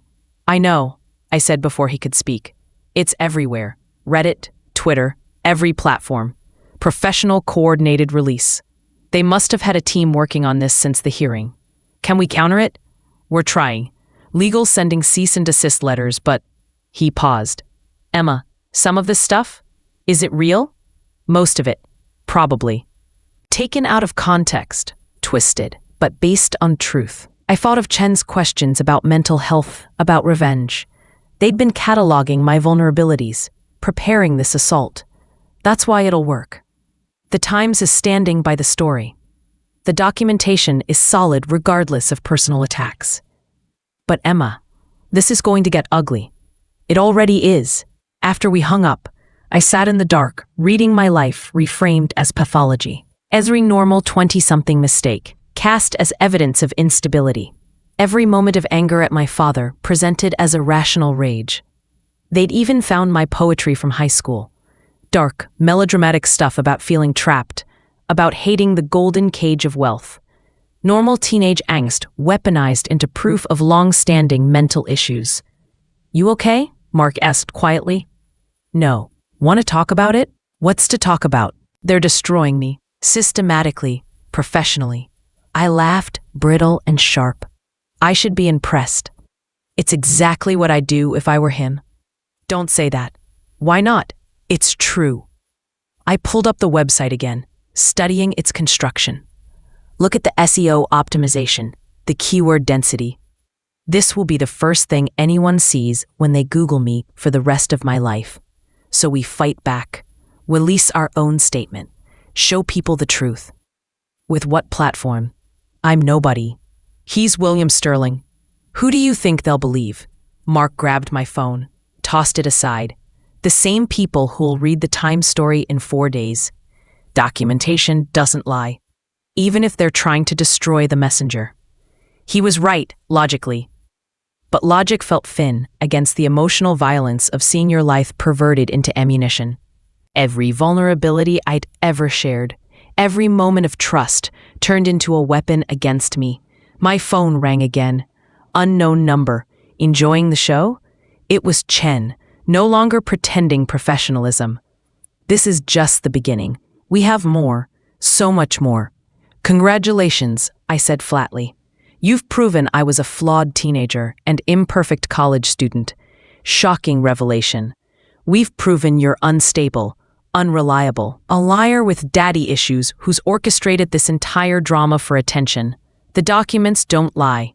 No, but you do. And that's all anyone will remember. She paused. It's not too late. Retract your statements. Admit you misunderstood the financial records. Walk away with some dignity intact. No. Then tomorrow will be worse. And the day after that. We'll release new information every day until publication. By Sunday, your reputation will be so thoroughly destroyed that no one will care what the Times prints. Do your worst. Oh, Emma, she said, almost pitying. We haven't even started. She hung up, leaving me with the weight of that promise. We should call Mom, Mark suggested. No, she's been through enough. I won't drag her into this. You think they won't? If they're willing to do this to you? He was right. Of course he was right. My mother had maintained her silence for 20 years. Hidden in her greenhouse, and I'd brought the war to her doorstep anyway. I'll call her in the morning, I conceded. Warn her. But college acquaintances who barely knew me, talking earnestly about my obsession with my father, my fantasy life as a writer, my desperate need for attention. They'd even found my freshman year roommate, who I'd confided in about my Karen's divorce. She looked directly at the camera and said, Emma always blamed her dad for everything. It was like she needed him to be the villain so she didn't have to face her own issues. Each interview professionally shot, carefully edited, designed for maximum impact. By noon, #EmmaExposed was trending. Jasper called hourly with updates. The Times was holding firm, but advertisers were getting nervous. Some board members were asking if the story was worth the backlash. They're wavering, I told Mark. They can't pull the story now. Not after the court hearing. They can do whatever they want if the pressure's enough. I thought of my father's connections, the systems Cross had mentioned. How many phone calls were being made? How many favors called in? Then, at 2 p.m., the killing blow. A video appeared on every major platform simultaneously. Security footage from a hotel bar dated 2 years ago. Me, drunk out of my mind at a publishing party, ranting about my father to anyone who'd listen. He thinks I'm nothing, video me slurred. Thinks I'm just his disappointment daughter, but I'll show him. I'll destroy him. I'll take everything he loves and burn it down. The video was real. I remembered that night. My first story rejection, too much wine, years of resentment pouring out. But presented now, it looked like exactly what they claimed, a deranged daughter plotting revenge. The website updated with psychiatric analysis of the video. Body language experts discussing my aggressive posturing. Voice analysis suggesting deep-seated rage issues. A timeline showing how shortly after this video, I'd begun my campaign of harassment. My phone rang. Davidson, the Times' lawyer. Emma, I need to ask you directly. Is there anything else they might have? Any other videos, documents, anything that could be construed as planning to harm your father or his business? I was drunk at a party. I vented. That's not planning anything. I know that. You know that. But public perception is exactly what they wanted to destroy. Yes, she sighed. Look, the paper is still planning to run the story, but I need you to understand, this changes things. Your credibility as a source is compromised. The story will have to stand on documentation alone. It always did. Yes, but now there's context, or what looks like context. A narrative of revenge that people will use to dismiss the facts. After she hung up, I sat in the wreckage of my reputation, understanding finally the totality of my father's counterattack. He hadn't tried to suppress the story. He'd made sure no one would care. The truth would be published, but it would be seen through the lens of a crazy daughter's revenge plot. Brilliant, brutal. Exactly what I should have expected from the man who'd raised me. We could release a statement, Mark suggested again. Explain the context. No one cares about context. They care about narrative, and he's won that war. So what do we do? I looked at my brother, saw my own exhaustion reflected in his eyes. We'd been under siege for less than 24 hours, and already we were fraying. We survived 3 more days, I said. We let them destroy me, and we hope the truth still matters to someone when the dust settles. But even as I said it, I wondered if truth could survive this level of distortion. If facts could overcome the story my father was selling. Unstable daughter seeks revenge on successful father. He'd taught me that perception was reality. Now he was proving it. 3 more days of this. 3 more days of watching my life twisted into ammunition, my every mistake weaponized, my credibility shredded. I thought of the Sterling Industries workers who'd lost everything. Of Rich and Henley's widow. Of my mother in her greenhouse. Their truths deserved to be told, even if mine was being buried. Okay, I said, more to myself than Mark. Okay. Let them come. Because in the end, the documents would speak. The fraud was real. The crime had happened. And Sunday would still come, whether I had any reputation left or not. My father thought he was teaching me a lesson about power, about the cost of betrayal. But I'd already learned that lesson. The truth wasn't free. It demanded payment in blood and reputation and safety. But some prices were worth paying, even if paying them destroyed you. 3 more days. By Thursday evening, I was a meme. Crazy daughter Emma had spawned 1,000 variations. Videos remixed with dramatic music. My college party photos turned into expectations versus reality posts. The drunk video auto-tuned into a song that somehow charted on TikTok. The internet had turned my destruction into entertainment.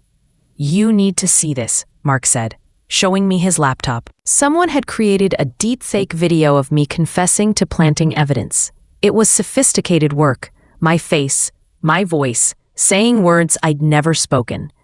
The comments were full of people who couldn't tell it was fake or didn't care. They're muddying the waters, I said, almost admiring the strategy. By the time the real story breaks, no one will know what's true anymore. The safe house felt smaller by the hour. We'd stopped answering the door after the 3rd delivery that was actually photographers. My social media had been hacked, filled with fake posts about my mental breakdown and cry for help. Then Jasper called with worse news. Your ex-boyfriend sold his story to the tabloids. Which ex? Daniel Morrison, from sophomore year. I remember Daniel. Sweet, boring, lasted 3 months before we mutually decided we were better as friends. What could he possibly say? That you used to fantasize about destroying your father? That you kept a journal of revenge plots? That you once said you'd do whatever it takes to hurt him? We were talking about a creative writing assignment. I was outlining a story. Doesn't matter. He's got texts where you mention plans and taking him down. Out of context, it looks damning. I laughed, hollow and defeated. They're really going to turn a fiction workshop into evidence of premeditated revenge? They're going to turn everything into evidence. That's the point. After he hung up, I found the tabloid story online. Daniel had sold out for what looked like a nice payday, complete with exclusive photos of us together and screenshots of old texts creatively edited. I can't believe he did this, Mark muttered. You dated for like 5 minutes. Everyone has a price. Dad taught me that too. My phone buzzed with a text from an unknown number. Just coordinates and a time, 10 p.m. It's a trap, Mark said immediately. Obviously, so we're not going. I studied the coordinates. A parking garage in Queens, not far from here. Isolated, controllable. Exactly where you'd arrange something you didn't want witnessed.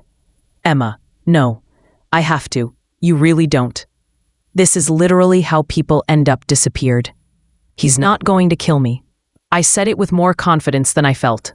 Not when the story's already at the Times. It would only confirm everything. There are worse things than killing. I knew he was right.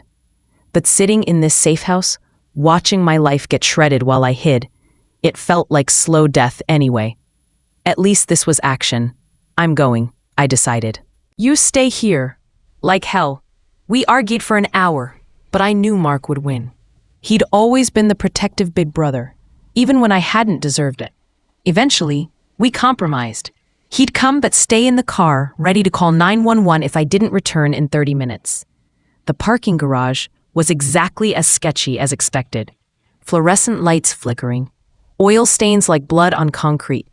The kind of place where bad things happened and nobody asked questions. My father waited on the 3rd level, alone. No lawyers, no Chen, no muscle. Just him in a cashmere coat worth more than most people's cars, looking out of place and completely in control. Emma, Dad. We stood 10 feet apart, like duelists measuring distance. He looked older than he had in court, exhausted, the kind of tired that money couldn't fix. Quite a week, he said finally. You've been busy. So have you. He stepped closer, and I fought the urge to retreat. Did you think I wouldn't fight back? That I'd just roll over and let you destroy everything I've built? I thought you might try the truth for once. Novel concept, I know. His laugh echoed off concrete. The truth? You want to talk about truth? The truth is that I saved Sterling Industries. That company was weeks from bankruptcy when I took over. 200 jobs gone, pensions worthless. I saved it by stealing from the pension fund, by restructuring, by making hard choices. Yes, some people lost money, but the company survived, thrived. Those people have jobs because of what I did. You mean because of what you stole? I mean because I did what needed to be done. His voice hardened, just like I'm doing now. Destroying your own daughter. Protecting my legacy. My life's work. He moved closer still, and I could see the calculation in his eyes. Do you know what happens if this story runs? Not just to me, but to everyone connected to Sterling Industries? The investigations, the lawsuits, the collapse? Thousands of jobs, Emma. Thousands of families who depend on that company. Should have thought of that before you committed fraud. I thought of nothing else. The mask slipped, showing real emotion underneath. Every decision, every choice, weighed against what would happen to those people. You think it was easy? You think I enjoyed it? I think you enjoyed the money. The money was never the point. Then what was? Power, he said simply. The power to shape things, to matter, to build something that would outlast me. He gestured between us. To give my children opportunities I never had. Opportunities like public humiliation, like surveillance, like this. I gestured at the parking garage, the whole sordid meeting. I gave you everything. Education, connections, freedom to pursue your dreams. You gave me things. Not love, not respect, not basic human dignity. I gave you what I could. No, you gave what was easy. Money's always been easy for you. It's everything else you couldn't manage. Something shifted in his expression. For a moment, I saw past the CEO to the man underneath. Tired, angry, maybe even hurt. Your mother said the same thing, he admitted quietly, right before she left. Mom was smart. Your mother was weak. She ran rather than fight, hid rather than confront. You're not weak, Emma. You're a sterling. You fight. Is that supposed to be a compliment? It's a fact. He reached into his coat, and I tensed. But he pulled out only an envelope. One last offer. Not money. Something better. There is no offer. A job at the Times. Senior position, cultural beat. They've already agreed, pending the story being pulled. You'd be the youngest senior writer in their history. I stared at the envelope. You're bribing me with my dream job? I'm offering you a future. The career you want. The respect you crave. All I ask is that you walk away from this vendetta. It's not a vendetta. It's justice. It's both. And one will destroy the other. He held out the envelope. Take it, please. Be my daughter again instead of my enemy. The parking garage felt suddenly airless. Everything I'd worked for, everything I'd dreamed of, in that envelope. The shortcut past years of struggle, handed to me by the man I was trying to destroy. The Times agreed to this? Power isn't just about money, Emma. It's about knowing which strings to pull. Yes, they agreed. Reluctantly, but they agreed. I reached for the envelope, felt its weight. Such a light thing to hold my entire future. Then I tore it in half. You still don't get it, I said, watching the pieces flutter to the oil-stained ground. This isn't about what I want. It's about what's right. His face went cold. Then you've chosen your path. I chose it 3 months ago. No, you chose to gather evidence, to investigate. You could have stopped there. Could have used what you knew to build your own life, your own power. Instead, you chose destruction. I chose truth. Same thing in the end. He turned to leave, then paused. The attacks will continue. Every day until Sunday. After that, he shrugged. After that, we'll see who's left standing in the wreckage. See you in the headlines, Dad. Yes, he said softly.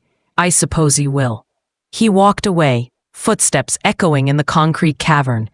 I waited until his car pulled away, before letting my legs give out, sinking to sit on the cold ground next to the torn envelope. Mark found me there 10 minutes later. Emma, what happened? Are you hurt? He offered me everything, I said numbly. My dream job, my career, everything I've worked for. And I tore it up. Mark sat beside me on the filthy concrete, 2 children of privilege brought low by their own choices. Was it worth it? Ask me Sunday.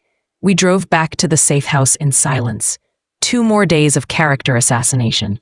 2 more days of watching my life turned into target practice. 2 more days until the truth would compete with the narrative my father had built. I'd turned down my dreams for principle, chosen justice over success, made an enemy of the most powerful man I knew. My mother was right. I had inherited his teeth. But I'd also inherited her conscience. 2 more days to find out which would win. Friday brought the extended family into the fray. My phone woke me at dawn with calls from aunts, uncles, cousins I hadn't spoken to in years, each following the same script. Concern for my mental health, reminders of family loyalty, suggestions that I was being manipulated. Your father built this family's fortune, Uncle Theodore said, his voice thick with scotch despite the early hour.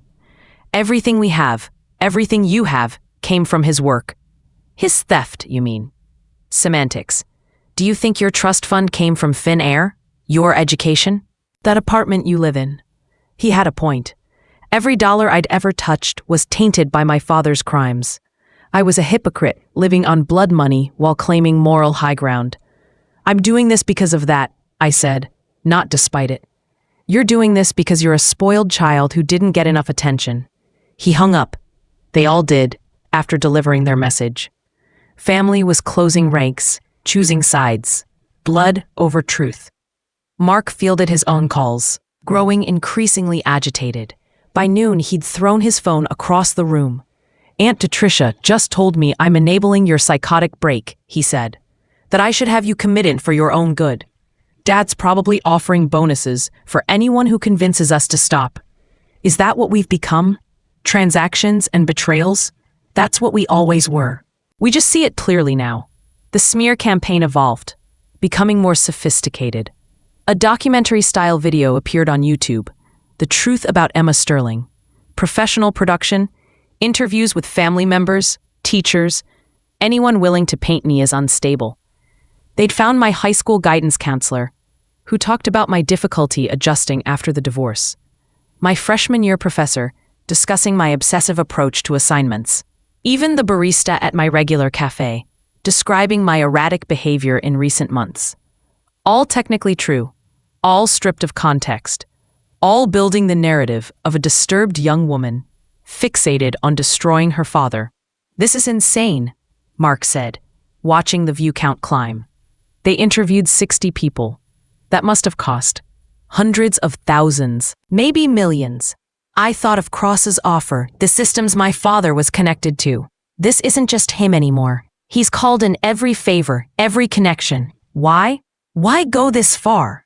Because he can't afford to lose. Neither can the people he's protected all these years." Jasper called with updates. The Times was holding, but barely. Board members were having emergency meetings. Advertisers were threatening to pull contracts. The pressure was unprecedented. "They're scared," he said. "I've never seen anything like this. It's like the entire city's power structure is mobilizing against one story." "Good. Means we hit a nerve. Means you hit a hornet's nest. Emma, I'm worried. This level of response, what else are they willing to do?" I thought of Richard Henley, of brake lines and accidents, of my mother's terror, 20 years undiminished. Whatever they need to. Then maybe, no, we don't stop, not now. After he hung up, I realized I hadn't left the safe house in 2 days. Hadn't breathed air that wasn't recycled through fear and paranoia. The walls were closing in, the countdown to Sunday feeling more like a death march than victory lap. "We need to get out," I told Mark. "Just for an hour. Walk, think, remember why we're doing this. It's not safe. Neither is going crazy in here." We compromised on a walk through Prospect Park. Hoods up, sunglasses on, like celebrities or criminals. The October air was sharp, autumn showing off in golds and reds. Normal people living normal lives all around us. "Remember when Dad used to bring us here?" Mark asked. "When we were kids?" "He came twice. Mom brought us every weekend." "Right. He kicked at leaves." I keep revising memories, wondering what was real. The love was real, I said, surprising myself. Flawed, conditional, twisted up with everything else, but real in its way. Is that enough? No, that's why we're here. We walked in silence, 2 children grieving a father who was still alive. Because that's what this was, really. Grief for the man we'd wanted him to be. Grief for the family we'd pretended to have. My phone buzzed, another unknown number. I almost didn't answer, but something made me. "Emma?" A woman's voice, nervous. "This is Sarah Chen, from Sterling Industries. I was one of the employees who lost their pension." My breath caught. My breath caught. "How did you get this number?" "Your mother gave it to me, years ago. Said to call if I ever had the courage." She paused. "I've been watching what they're doing to you. The videos, the lies. I wanted you to know we see through it. The employees, we know what really happened. Thank you, I managed through the sudden tightness in my throat. There are dozens of us, hundreds. We've been afraid to speak up, but seeing you fight, some of us are talking to reporters now, adding our voices. They can't discredit all of us. Be careful. He's dangerous when cornered. So are people who've lost everything." Her voice hardened. "My husband died 3 years after the pension theft. Heart attack from the stress of working 3 jobs in his 70s. Your father killed him as surely as if he'd pulled a trigger. I'm sorry. Don't be sorry. Be strong. 2 more days, Emma. We're counting on you." She hung up, leaving me standing in the middle of Prospect Park with tears streaming down my face. Mark pulled me into a hug, and I let myself break for just a moment. "That's why," I whispered into his shoulder. "That's why we can't stop." We headed back to the safe house, but I felt different, less alone. My father could destroy my reputation, but he couldn't destroy the truth of what he'd done to those people. As we approached the brownstone, Mark grabbed my arm. "Wait." The front door was slightly open. We never left it open. "Call 911, I whispered. But before he could, the door opened fully. Chen stood there, perfectly composed, despite having broken into our safe house. "We need to talk," she said. "Inside. Now." "I'm calling the police." "No, you're not." She stepped aside, revealing someone else in the living room. "Because you'll want to hear what she has to say." It was my mother. She sat on the couch, hands folded, looking smaller than I remembered. Older, wearing the kind of neutral colors that let you fade into backgrounds. "Mom? Hello, sweetheart." Her voice was steady, but I could see the tremor in her hands. "I'm sorry. I tried to stay out of this, but they didn't give me a choice." Chen smiled, sharp and satisfied. "Your mother has something to tell you. Something that might change your perspective on this whole situation." "Whatever they're threatening you with," I started. "They're not threatening me," Mom interrupted. "They're offering me the truth. About your father. About what really happened with Richard Henley." My blood ran cold. "You said it was an accident." "I said what I believed. What I needed to believe." She looked at Chen, then back to me. "But there's proof. Video. Of your father meeting with someone 2 days before Richard's death. Discussing payment for services." Chen pulled out a tablet, swiped to a video file. Grainy security footage of a younger version of my father in a parking garage.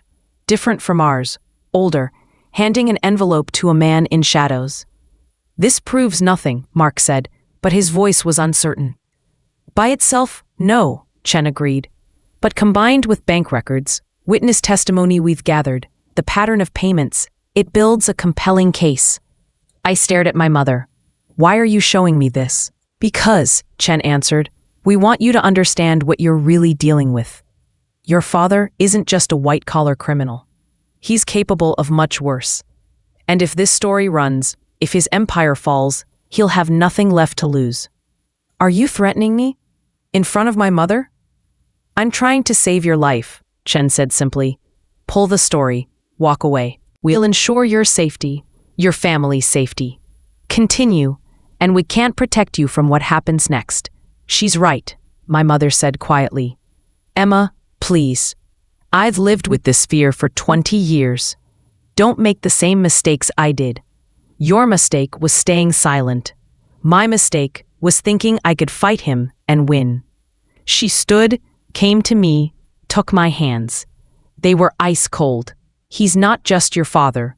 He's a man who's built his life on never losing, who's connected to people who solve problems permanently. Please, baby, choose living over being right." I looked between them, my broken mother and my father's attack dog, both trying to save me in their own way, both asking me to surrender. "Get out," I said to Chen. "Now. Think about what you're doing. Out." She left, taking her tablet and her threats. But my mother stayed, still holding my hands. "I'm disappointed in you," I said. "I know. You let them use you. Let them weaponize you against me. I let them show me the truth. There's a difference.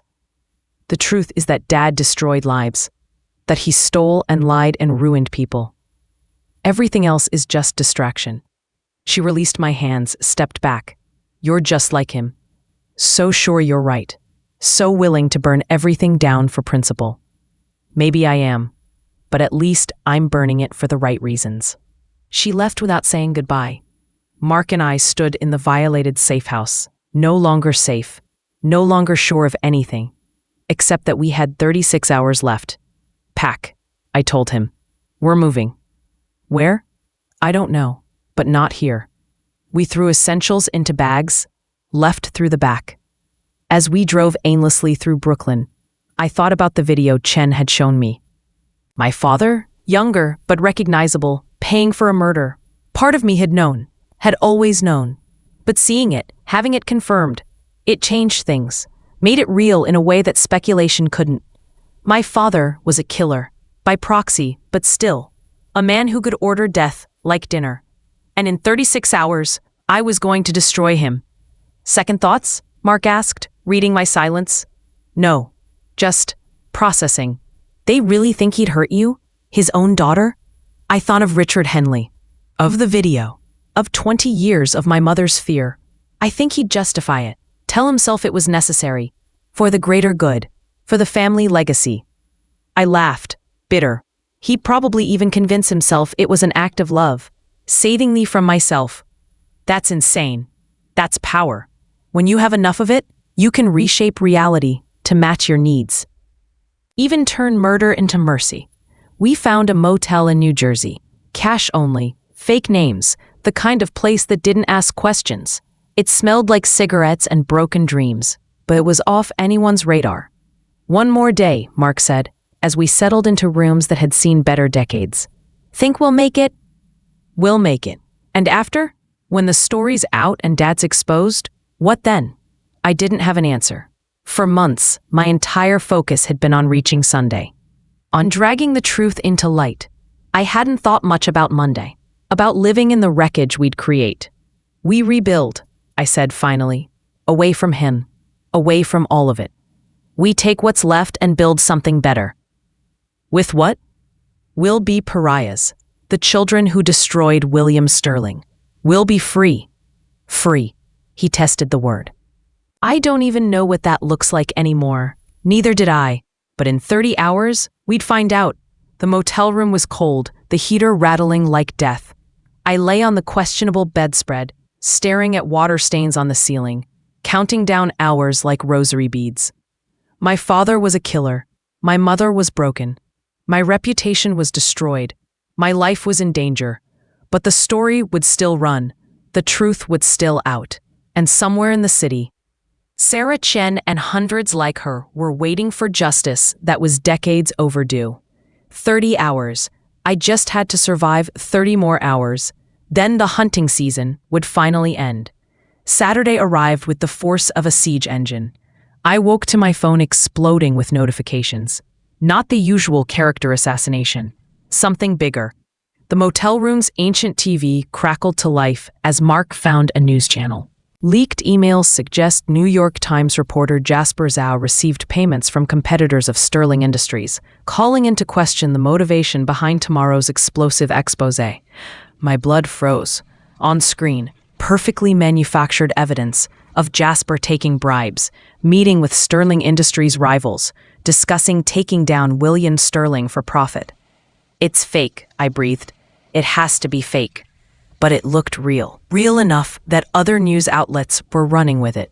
Real enough that hashtag, Emma, they're trying to discredit the entire story by discrediting me. What's the Times saying? Emergency meetings all morning. Some board members want to pull the story. Others are standing firm. It's chaos. Can you prove it's fake?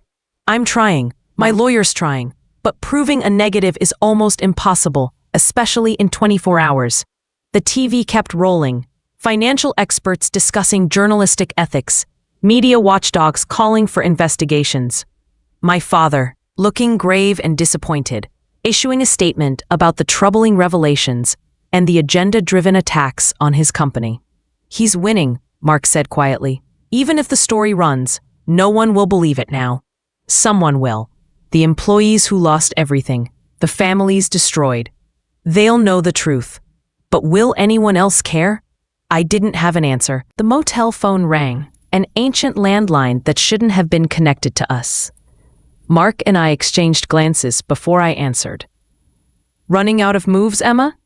My father's voice, calm and satisfied. How did you find you? Please, did you really think a cash motel was enough? I've had people on you since you left the safe house. My skin crawled, imagining eyes on us the whole time. Impressive frame job on Jasper, I said, trying to match his calm. Frame job implies he's innocent. Can you be sure? Can anyone? That's the beauty of doubt. Once it's planted, it grows wild. The truth will come out. The truth? He laughed. The truth is whatever people believe. And people believe stories that confirm their worldview. A crusading journalist taking bribes? That fits. A bitter daughter lying for revenge? That fits. A successful businessman being targeted by jealous competitors? That definitely fits. You're a criminal. I'm a narrative. Just like you. And I've been writing mine longer and better. This isn't over. Of course it is. Even as the Times publishes, which is increasingly unlikely, the story's been poisoned. Jasper's credibility is shot. Yours is non-existent. The documentation will be dismissed as fabrication or misinterpretation. I'll weather some temporary scrutiny, maybe pay a fine for technical violations, then emerge stronger than ever. The wrongly accused businessman who survived a malicious attack. I gripped the phone harder. What about the employees? Their testimony. Disgruntled former workers with an axe to grind. Coached by a corrupt journalist and a mentally unstable daughter. Really, Emma? Did you think witness testimony would stand against the narrative we've built? You've thought of everything. I have, including what happens next. His voice dropped, becoming almost gentle.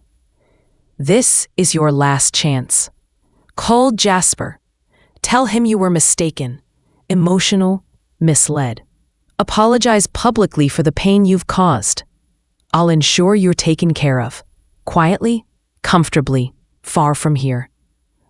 Or tomorrow the story runs, gets dismissed as fake news, and you spend the rest of your life as a cautionary tale, the girl who cried wolf and found out wolves bite back. That's not. I stopped. There was no threat in his words, but I heard it anyway. The promise of consequences that went beyond reputation. Think about it, he said. You have until midnight. After that, whatever happens is on you. He hung up, leaving me holding a dead phone in a dead-end motel, feeling the walls close in. We should run, Mark said. Leave the city. Leave the country if we have to. And let him win? Let us live. I turned to argue and saw something in his eyes I'd never seen before. Real fear. My golden boy brother, who'd never met a challenge he couldn't charm his way through, was terrified. Mark, he killed Richard Henley. We know that now. And Henley was just a business partner. We're family, but we're also threats. Bigger threats. Do you really think blood will stop him? Yes, I said, not believing it. He's not a monster. He's just, what? Ambitious? Ruthless? Evil? Mark laughed, sharp and bitter. What's the difference anymore? My phone buzzed. Sarah Chen, the Sterling Industries employee. Turn on channel 7, she said breathlessly. Now.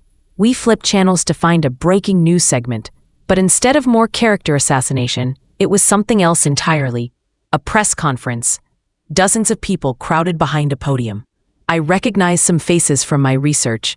Sterling Industries employees who'd lost their pensions. Sarah Chen stepped up to the microphone. We are the forgotten victims of William Sterling's fraud, she began. Voice steady despite the cameras. For years, we've been silent, afraid, ashamed. But watching Emma Sterling risk everything for the truth gave us courage. So we're here to tell our stories. All of them. One by one, they spoke. Men and women who'd worked decades for the company. Who'd trusted their futures to pension funds that disappeared overnight. Who'd lost homes, healthcare, hope. They're trying to discredit Emma Sterling, an elderly man said, hands shaking as he held photos of his late wife, calling her crazy, unstable. But we know the truth. We lived it. And we're not afraid anymore. My husband died working 3 jobs after Sterling stole our retirement, a woman testified. Died believing he'd failed me. But Sterling failed us, and it's time someone said so. The testimony went on. Raw, personal, devastating. No spin could dismiss this many voices. No narrative could override their lived experience. These changes things, I breathed. Mark was already on his laptop, watching social media reaction. It's spreading. Other employees coming forward. Journalists picking it up. Hashtag Sterling victims trending. My phone rang. Jaspe. Did you orchestrate this? He asked. No. They did it themselves. It's brilliant. The Times board is reconvening. With this corroboration, they can't kill the story. Public pressure's too strong. So we're still running tomorrow? Unless something massive happens, yes. The employees just saved us. After he hung up, I sat in the dingy motel room, processing this reversal. My father had controlled the narrative perfectly, but he'd forgotten something crucial.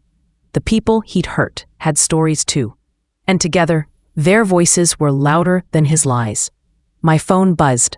A text from an unknown number. Midnight deadline stands. This changes nothing. W. But he was wrong. It changed everything. The story was no longer about a vengeful daughter or a corrupt journalist. It was about them, the real victims, the ones who'd suffered in silence for years. I thought about Richard Henley, about my mother, about everyone my father had crushed on his climb to power. Tomorrow they'd have their reckoning. We're going to win, I said, half disbelieving. Maybe, Mark agreed, but at what cost? I thought about my destroyed reputation, our shattered family, the very real danger still circling us. Was justice worth becoming a pariah? Was truth worth living in fear? Outside, rain began to fall, turning the motel parking lot into a mirror of neon and shadow. Somewhere in the city, my father was recalculating, adjusting his strategy, preparing his next move. Somewhere else, Sarah Chen and dozens like her were finally sleeping peacefully, knowing their truth would be heard. And here I sat, caught between worlds, counting down to midnight like Cinderella in reverse. At the stroke of 12, I wouldn't transform. I'd simply seal my fate. 8 hours to decide. 8 hours to choose between safety and truth. 8 hours left in this war between father and daughter, between power and justice, between the life I could have and the principles I couldn't abandon. The rain fell harder, drumming against the windows like impatient fingers. Tick, tock. The hunting season's final hours had begun. Midnight came and went without fanfare. No dramatic phone call. No last-minute plea. Just Mark and I in a moldy motel room, watching the clock tick past my father's deadline into Sunday, October 19th, publication day. That's it then, Mark said quietly. No going back. I refreshed the Times website obsessively. The story would post at 5 a.m., early enough for the Sunday edition, late enough that my father's team couldn't mount a middle-of-the-night response. You didn't sleep. Couldn't. Just sat in the flickering light of the ancient TV, waiting for dawn like soldiers in a trench. At 4:47 a.m., my phone rang. Jasper, it's live, he said simply. We accelerated publication. Check the site. My hands shook as I typed the URL. And there it was, front page, above the fold. The Sterling Deception. How one man's empire was built on stolen futures. The headline was smaller than I'd imagined, but somehow more damning for its simplicity. Below it, the story unfolded with surgical precision. Every crime documented, every victim named, every dollar tracked. But it was the sidebar that stopped my heart. A daughter's choice, the source who risked everything. Same thing, sometimes. The story was everything I'd hoped. Thoroughly researched, carefully fact-checked, devastatingly true. But it was the employee testimonies that gave it power. Sarah Chen and dozens of others, their faces and names attached to their stories, impossible to dismiss or discredit. Within an hour, it exploded across social media. News aggregators picked it up. International outlets began translating and republishing. The hashtags multiplied. Hashtag Sterling Scandal. Hashtags for employees. Hashtag Truth Wins. My father's response came at 6 a.m. via official statement. The allegations in today's New York Times are categorically false, based on manipulated documents and the testimony of disgruntled former employees coached by a vindictive family member. Sterling Industries will be filing defamation suits against all parties involved. We look forward to full vindication in court, but the statement felt hollow against the weight of evidence. Other journalists were already digging deeper, finding more victims, more crimes, more connections. The story had become bigger than any of us. Now what? Mark asked as sunrise painted our squalid room gold. Now we wait for the wolves.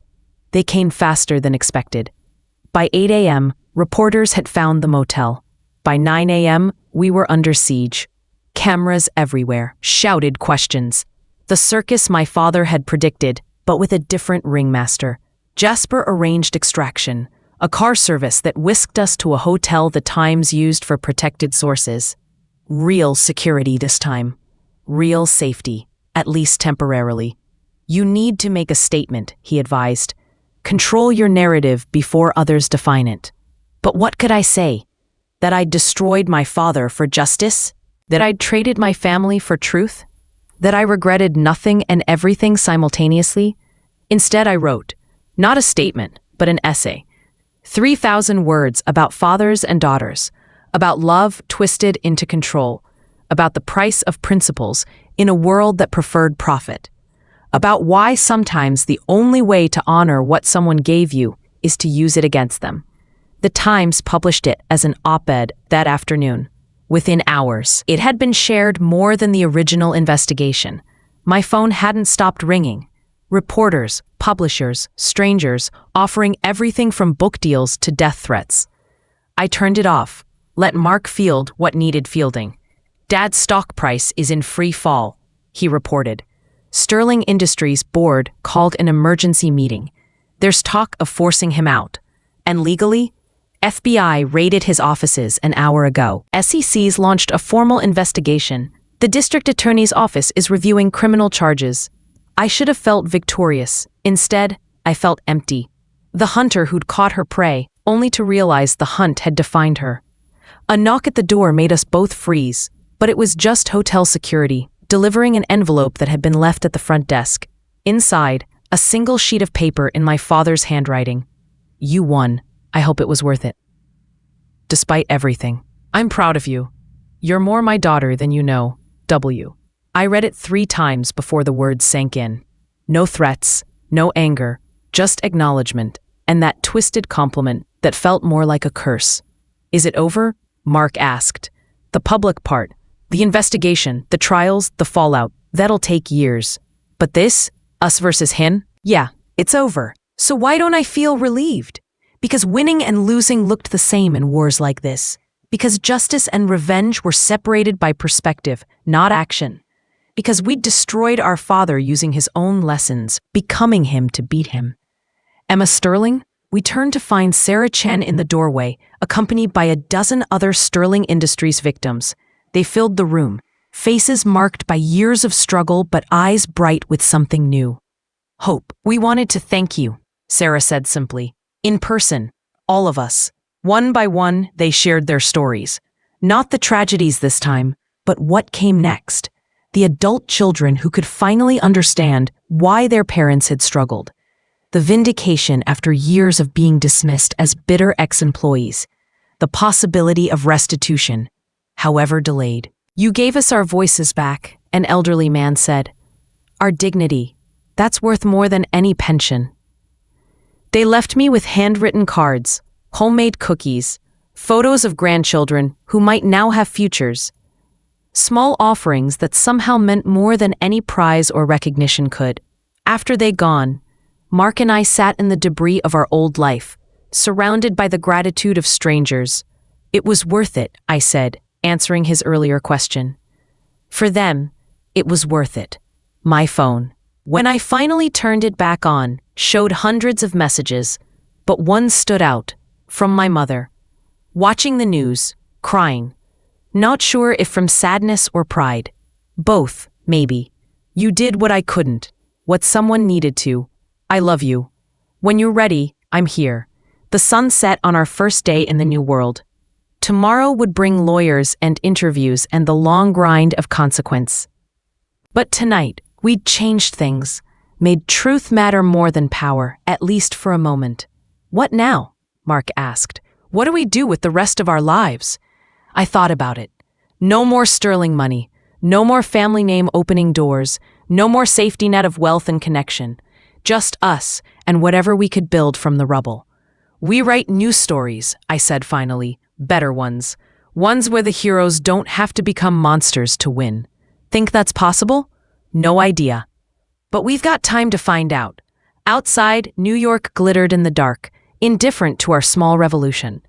But somewhere in those lights were people sleeping better because truth had won a round against power. It wasn't everything, but it was enough. The hunting season was over, time to see what came next. 6 months later, the world looked different from my Brooklyn apartment. A real one this time, not a safe house. 3rd floor walk-up, rattling radiator, view of a brick wall. Perfect. I was making coffee when the news broke. William Sterling, sentenced to 15 years in federal prison. Mark called within minutes. Did you see? I saw. 15 years, Emma. He'll be 70 when he gets out. If he gets out, I thought, but didn't say. Prison was hard on men who'd lived soft lives. Harder still on men who'd made enemies of everyone they'd touched. How do you feel? Mark asked. I considered the question. Released? Vindicated? Empty? Like it's Tuesday. He laughed. Yeah, me too. Want to get dinner? Celebrate? Commiserate? Whatever this is? Sure, but somewhere cheap. I've got rent to make. The trust funds had been frozen, then dissolved as part of the settlement. Every sterling asset was being liquidated to pay restitution to the pension fund victims. Mark and I had formally refused any claim to the money. Clean break, clean conscience. Well, cleaner.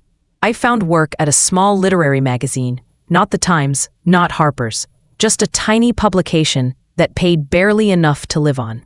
But they'd hired me for my writing, not my name or connections. The editor had actually grimaced when she'd learned who I was. I don't want another sterling scandal piece, she'd warned. That story's been told. Good. I'm sick of it too. And I was. Sick of being the daughter who exposed William Sterling. Sick of requests for interviews, book deals, movie rights. Sick of my father's crimes defining my identity. But the world wouldn't let go. The trial had been a circus, every revelation dissected across media. My father, unrepentant to the end, maintaining he'd done nothing worse than what everyone else did, he'd just been caught. It was my daughter's choice to air private family business, he'd said on the stand. I respect her conviction, even as I disagree with her methods. Still trying to control the narrative, even in handcuffs. The employees got their money back. Not all of it. Legal fees and time had eaten away at the total. But enough for dignity, enough for hope. Sarah Chen sent me updates sometimes, photos of grandkids in college, small businesses started, retirements finally taken. Those messages made it worth it. On the bad days, and there were many, they reminded me why I'd lit the match that burned down my world. My mother had sold the cottage and moved to Maine. Somewhere no one knows the name Sterling, she'd explained. We talked weekly now, building something new from the ashes of what we'd been. She was dating a librarian.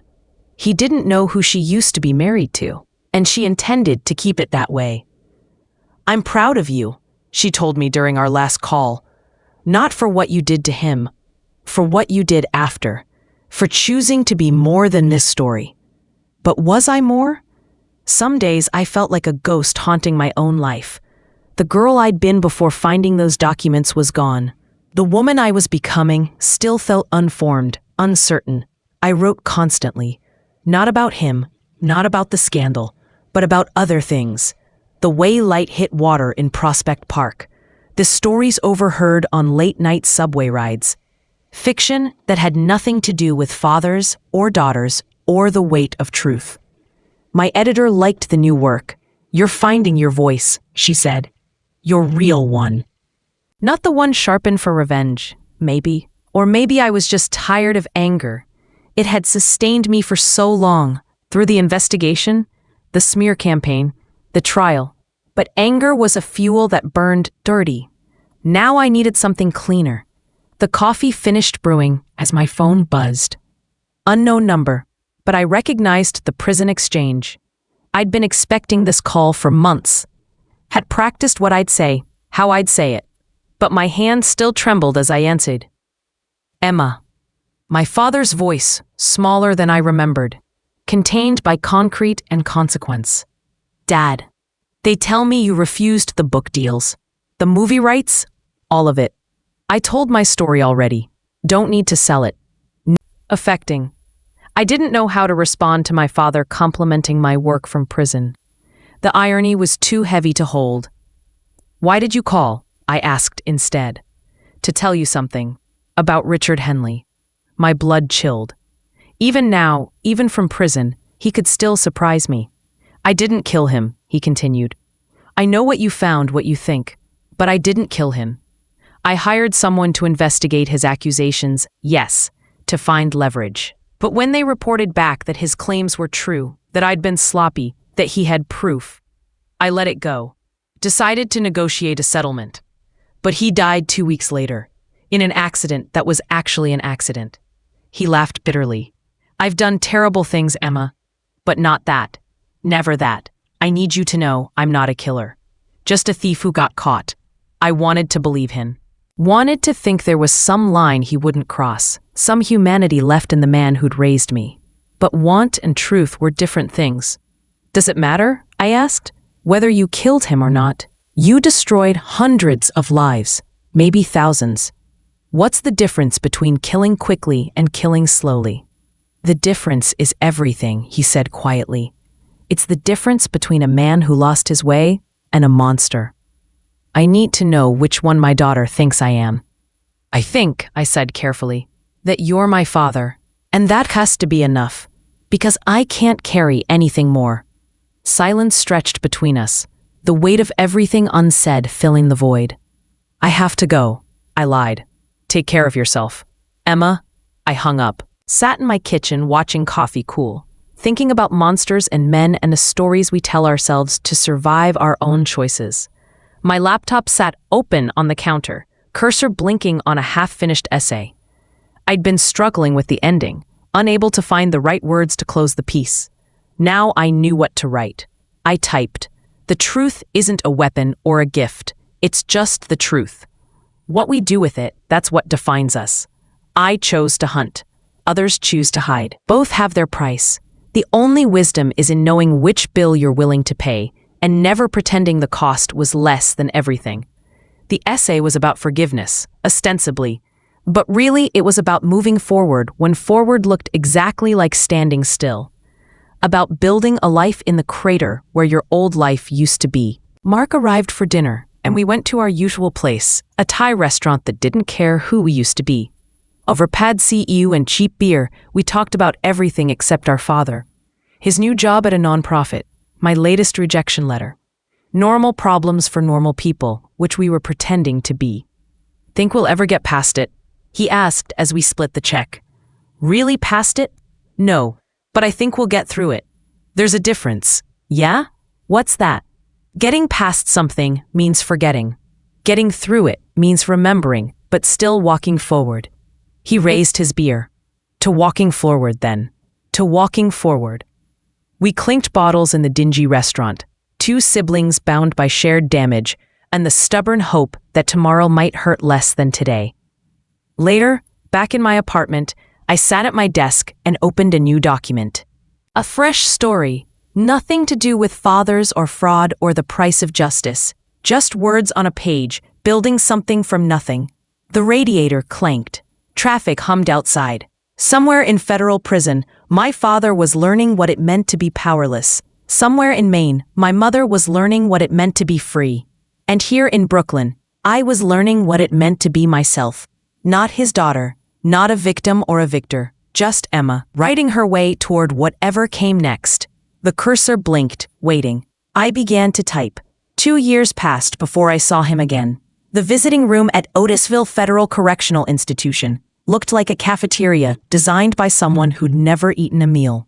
Fluorescent lights hummed over bolted-down tables, guards watched from corners, and the air smelled like industrial disinfectant, fighting a losing battle against despair. I almost didn't recognize him.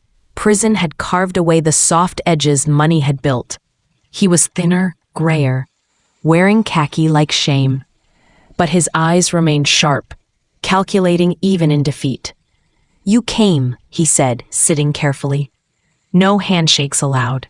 No contact at all. You asked me to. I've asked every month for 2 years. I know." We studied each other across the scarred table. Father and daughter, separated by more than just prison rules. The last time we'd been in the same room. He'd been in handcuffs, being led away after sentencing. He'd looked back once, nodded like we were concluding a business meeting. "You look well," he offered. "Healthy. I run now. Turns out I like it. And the writing? Published a collection last month. Small press. Nothing fancy, but it's mine. I know." I read it. At my surprise, he added, "The prison library got a copy. The librarian knew who I was, made sure I saw it. I think she thought it would hurt me. Instead." He trailed off. Instead, I felt proud. The story Inheritance, was that about us? Everything I write is about us in some way. Even when it's not. It was beautiful. Painful, but beautiful. He shifted in his seat, khaki rustling. "You have your mother's gift for seeing people clearly. And unfortunately, my gift for showing them what you see. Is that what you think you gave me? The ability to hurt people with truth? I gave you the ability to use truth as a tool. What you build or destroy with it, that's your choice." We fell silent. Around us, other families conducted their own awkward reunions. A woman cried over a son she could touch only through glass. A child showed crayon drawings to a father who'd missed too many birthdays, the ordinary tragedies of consequence. "Why did you want to see me?" I asked finally. "To apologize." "For which part?" "All of it. Any of it. For being the kind of father who made you choose between family and justice. For creating a world where those were opposing forces. And," he smiled rueful, "and to ask a favor. Though I have no right to ask anything of you." "What kind of favor?" "Your brother won't see me, won't take my calls. I understand why, but," he spread his hands, a gesture limited by the rules against sudden movements. "I'd like him to know I understand. That I don't blame either of you for what happened. That even here, even like this, I love my children. Tell him yourself. He won't listen to me, but he might listen to you." I thought of Mark, how he'd thrown himself into nonprofit work like penance for a sin he didn't commit. How he still flinched when anyone mentioned the Sterling name. How he'd started going by our mother's maiden name professionally. "I'll think about it," I said. "That's more than I deserve. Yes, it is." He laughed, surprising us both. "Prisons made you harder, or maybe just more honest." "Same thing sometimes." "No," he said seriously. "It's not. I spent my whole life thinking they were the same.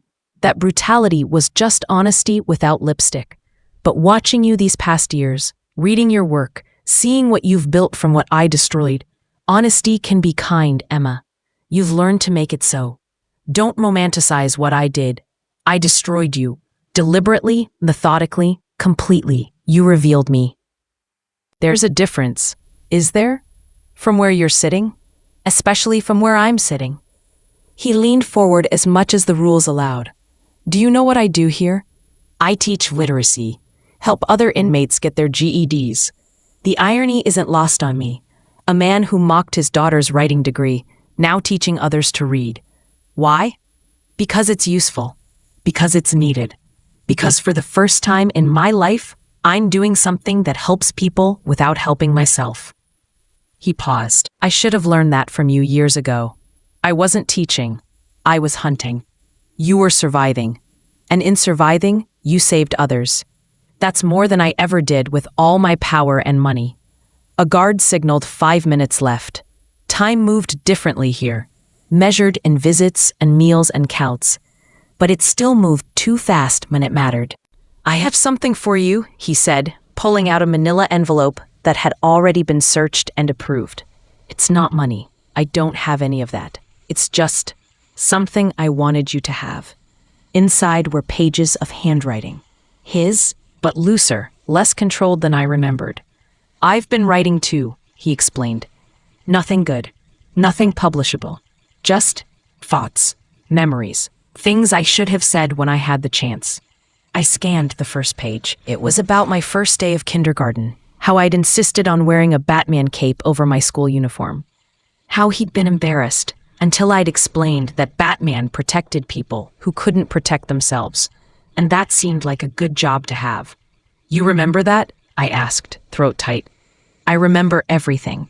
I just valued the wrong memories while they were happening." The guard called time. We stood awkwardly, the distance between us measured in more than feet. "Will you come again?" he asked. "I don't know. That's fair. More than fair." He started to turn, then stopped. "Emma? That essay in your collection, the one about forgiveness?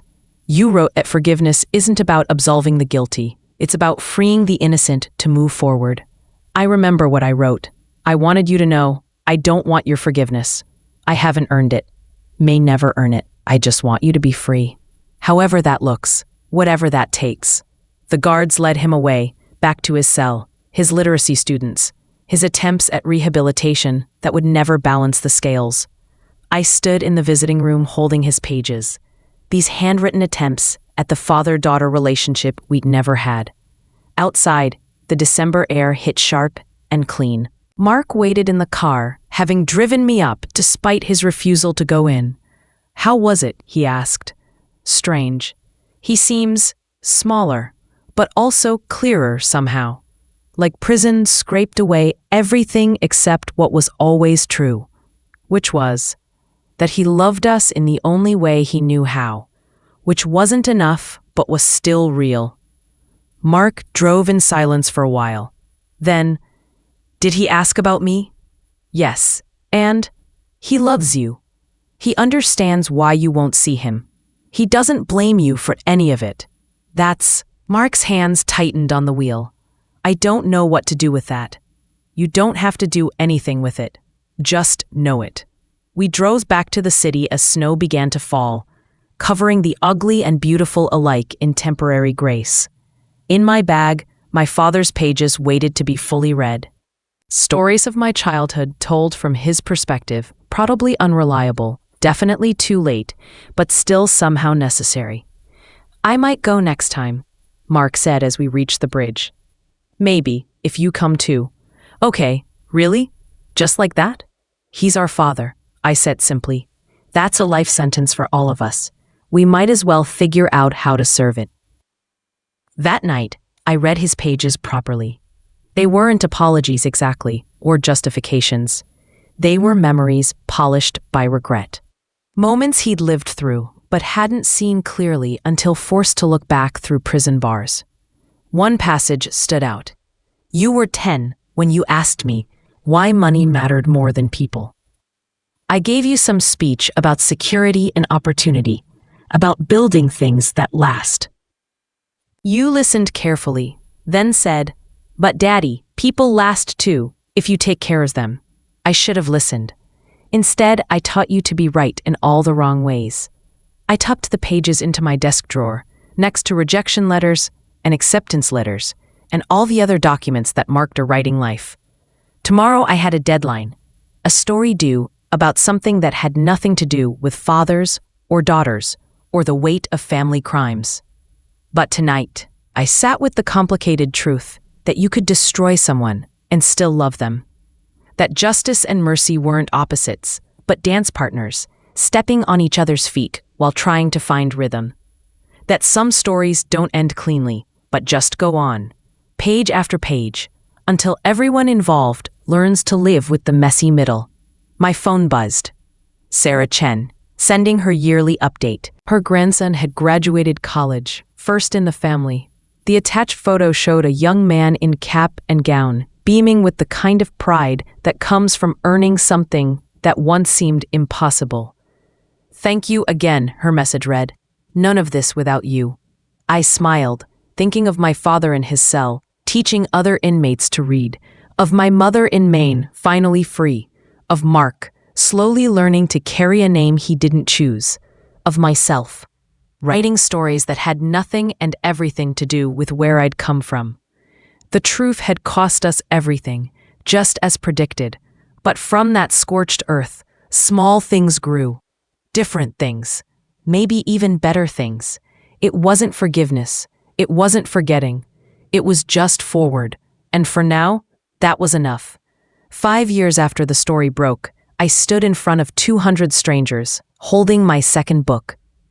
The bookstore was packed beyond capacity, fire codes cheerfully ignored. They'd come for the scandal. I could see it in their eyes, the hunger for details about the daughter who destroyed William Sperling. But I was here to disappoint them beautifully. I'm not going to read from the memoir everyone wants me to write, I began, getting a nervous laugh from the crowd. Instead, I'm sharing a story about origami cranes and missed connections on the subway. Because that's what I write now. Small moments. Ordinary magic. Things that matter without being explosive. A hand shot up before I'd even started. But don't you think you owe readers the full story of what happened with your father? No, I said simply. I owe readers good stories. That one's been told. I read for 20 minutes about paper birds and underground love, watching faces shift from disappointment to engagement. The story had nothing to do with billionaire fraud or family betrayal, but it had everything to do with how people fold and unfold each other, leaving creases that last. During the Q&A, they tried again. Your father was released last month. Have you seen him? Next question. Do you regret exposing him? I regret having something to expose. Next question. What would you tell other whistleblowers facing similar choices? Finally, a real question. I set down my book, chose my words carefully. I'd tell them the truth, that doing the right thing will cause that justice tastes different than you expect, more bitter, less filling. But sometimes the only thing worse than paying that price is living with what happens if you don't. So you'd do it again? Every time, and I'd hate it every time. After the signing, a woman lingered by the table. Late 50s, professional dress, nervous energy. Miss Sterling? I'm Jennifer Wu. I worked at Sterling Industries, accounting department. I tensed, wondering if this was another request to relive the scandal. I wanted to thank you, she continued quickly. Not for exposing the fraud, though that too, but for what you wrote after. Your essays about rebuilding, about finding identity beyond trauma, they helped me realize I'd been defining myself by what happened to me instead of what I did next. What did you do next? Started my own firm. Small, ethical, focused on helping nonprofits manage funds. It'll never make me rich, but, she smiled. Rich wasn't what it promised to be anyway. After she left, I sat in the emptying bookstore, signing stock copies for staff. My editor appeared with coffee and the sales numbers. 3,000 copies on the first day, she announced. Not bad for literary fiction with no murder or explosions. There's emotional murder. Does that count? Only if you put it in the marketing copy. She sat beside me. You know they'll never stop asking. About him, about the case, about all of it? I know. And you're okay with that? Being forever linked to something you're trying to move past? I thought about it, really considered the weight of that tether. My therapist says we don't move past things. We move through them. And sometimes we carry them with us, like stones in our pocket. They're heavy, but they remind us where we've been. Very philosophical. Very expensive therapy. We laughed, and it felt good to laugh about it. Time had worn down some of the sharp edges, made it possible to find humor in the absurd tragedy of it all. My phone buzzed. A text from Mark. Saw the turnout on Instagram. Proud of you. Dinner Sunday? I confirmed, grateful for our rebuilt relationship. He'd found his own way through the wreckage, started a foundation helping corporate whistleblowers navigate the personal costs of truth-telling. We met monthly to remind each other we were more than the worst thing that had happened to us. Another buzz. This time an unknown number with a message that made me freeze. Watched your reading online. You've become the writer I was too afraid to let you be. My father, out on supervised release, living in a halfway house in Queens, working at a grocery store that hired ex-felons. We'd exchanged exactly 3 emails since his release, each one carefully neutral, testing boundaries neither of us knew how to define. I didn't respond. Couldn't. What do you say to the man you destroyed, who insists on being proud of you? The bookstore closed, and I walked home through December streets strung with lights.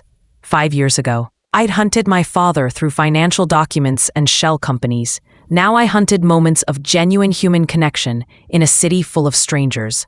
Both hunts had their purpose. My apartment felt different than it had that morning. Success, even small literary success, changed the shape of solitude. On my desk sat the journal I'd kept during those 73 days of gathering evidence. I'd thought about burning it, but kept it as reminder and warning. Next to it, a letter I hadn't opened. Thick envelope, legal return address. I'd known it was coming. The final settlement from the Sterling Industries dissolution. Victims paid, assets distributed, the last financial echo of my father's empire. Inside was a check for $73,000, my portion of what remained after all claims were settled. The amount felt cosmic, $1,000 for each day I'd spent hunting him. The letter explained I could refuse it, donate it, cash it. My choice, like everything else, had become. I photographed the check, sent the image to Sarah Chen. What should I do with this? Her response came quickly. Whatever brings you peace, you've earned that much. Peace. Such a simple word for such a complex state. I endorsed the check, made it out to Mark's foundation. Let it help others navigate the impossible choice between conscience and comfort. Money had destroyed my family. Maybe it could help rebuild others. That night, I couldn't write. Couldn't focus on fiction when reality kept intruding. So I did something I hadn't done in years. I wrote about him. Not for publication, just for clarity. My father gave me 3 gifts: the ability to see patterns in chaos, the stomach to act on what I saw, and the curse of being his daughter. 2 of these made me a writer. All 3 made me who I am. I cannot untangle them any more than I can untangle DNA. So I carry all of it forward. The gifts and the curse, the hunter and the hunted, the love that wasn't enough and the justice that was too much. This is my inheritance, not money or property or a name worth having, but the complicated truth that sometimes destroying someone is the only way to save everyone else, including yourself. I closed the laptop, made tea, sat at my window watching the city sleep. Somewhere in Queens, my father was learning to live small. Somewhere in Maine, my mother was learning to live free. Somewhere in Manhattan, Mark was learning to live with purpose. And here in Brooklyn, I was learning to live with all of it. The hunting season had ended years ago. What came after wasn't peace or war, victory or defeat. It was just life. Complicated and continuous. Built on the ruins of what we'd had to destroy to survive. My phone rang. Jasper, calling from California, where he'd taken a job with the LA Times. Did you see? He asked. They're making a movie about the Sterling case. Who sold the rights? Some producer bought them from public domain material. Court records, news stories. They can do it without our permission. Of course they can. I heard they cast someone famous as you. Someone talented. Someone who'll make you seem. He paused. Heroic. I wasn't heroic. I was angry and right. That's not the same thing. Try telling Hollywood that. After we hung up, I sat with the strange reality that my story was becoming mythology. Soon, there would be a version of me on screen, cleaner and clearer than truth allowed. A version that made sense, with proper motivations and a satisfying arc. But the real story was messier. It was a daughter who loved and hated in equal measure. A father who was both villain and victim of his own choices.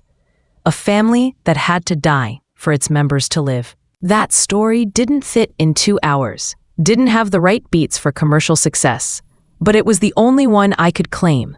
The city hummed its nighttime song, sirens and car horns and the distant rumble of trains carrying people toward their own complicated truths. I listened, letting it wash over me, This proof that life went on regardless of individual tragedies. Tomorrow I would write fiction, teach my workshop, have coffee with my editor about the next book. Small acts of living that added up to a life. A life built on the grave of another life, but built nonetheless. 5 years later, the hunt was over, but the story continued, and I was finally okay with not knowing how it would end.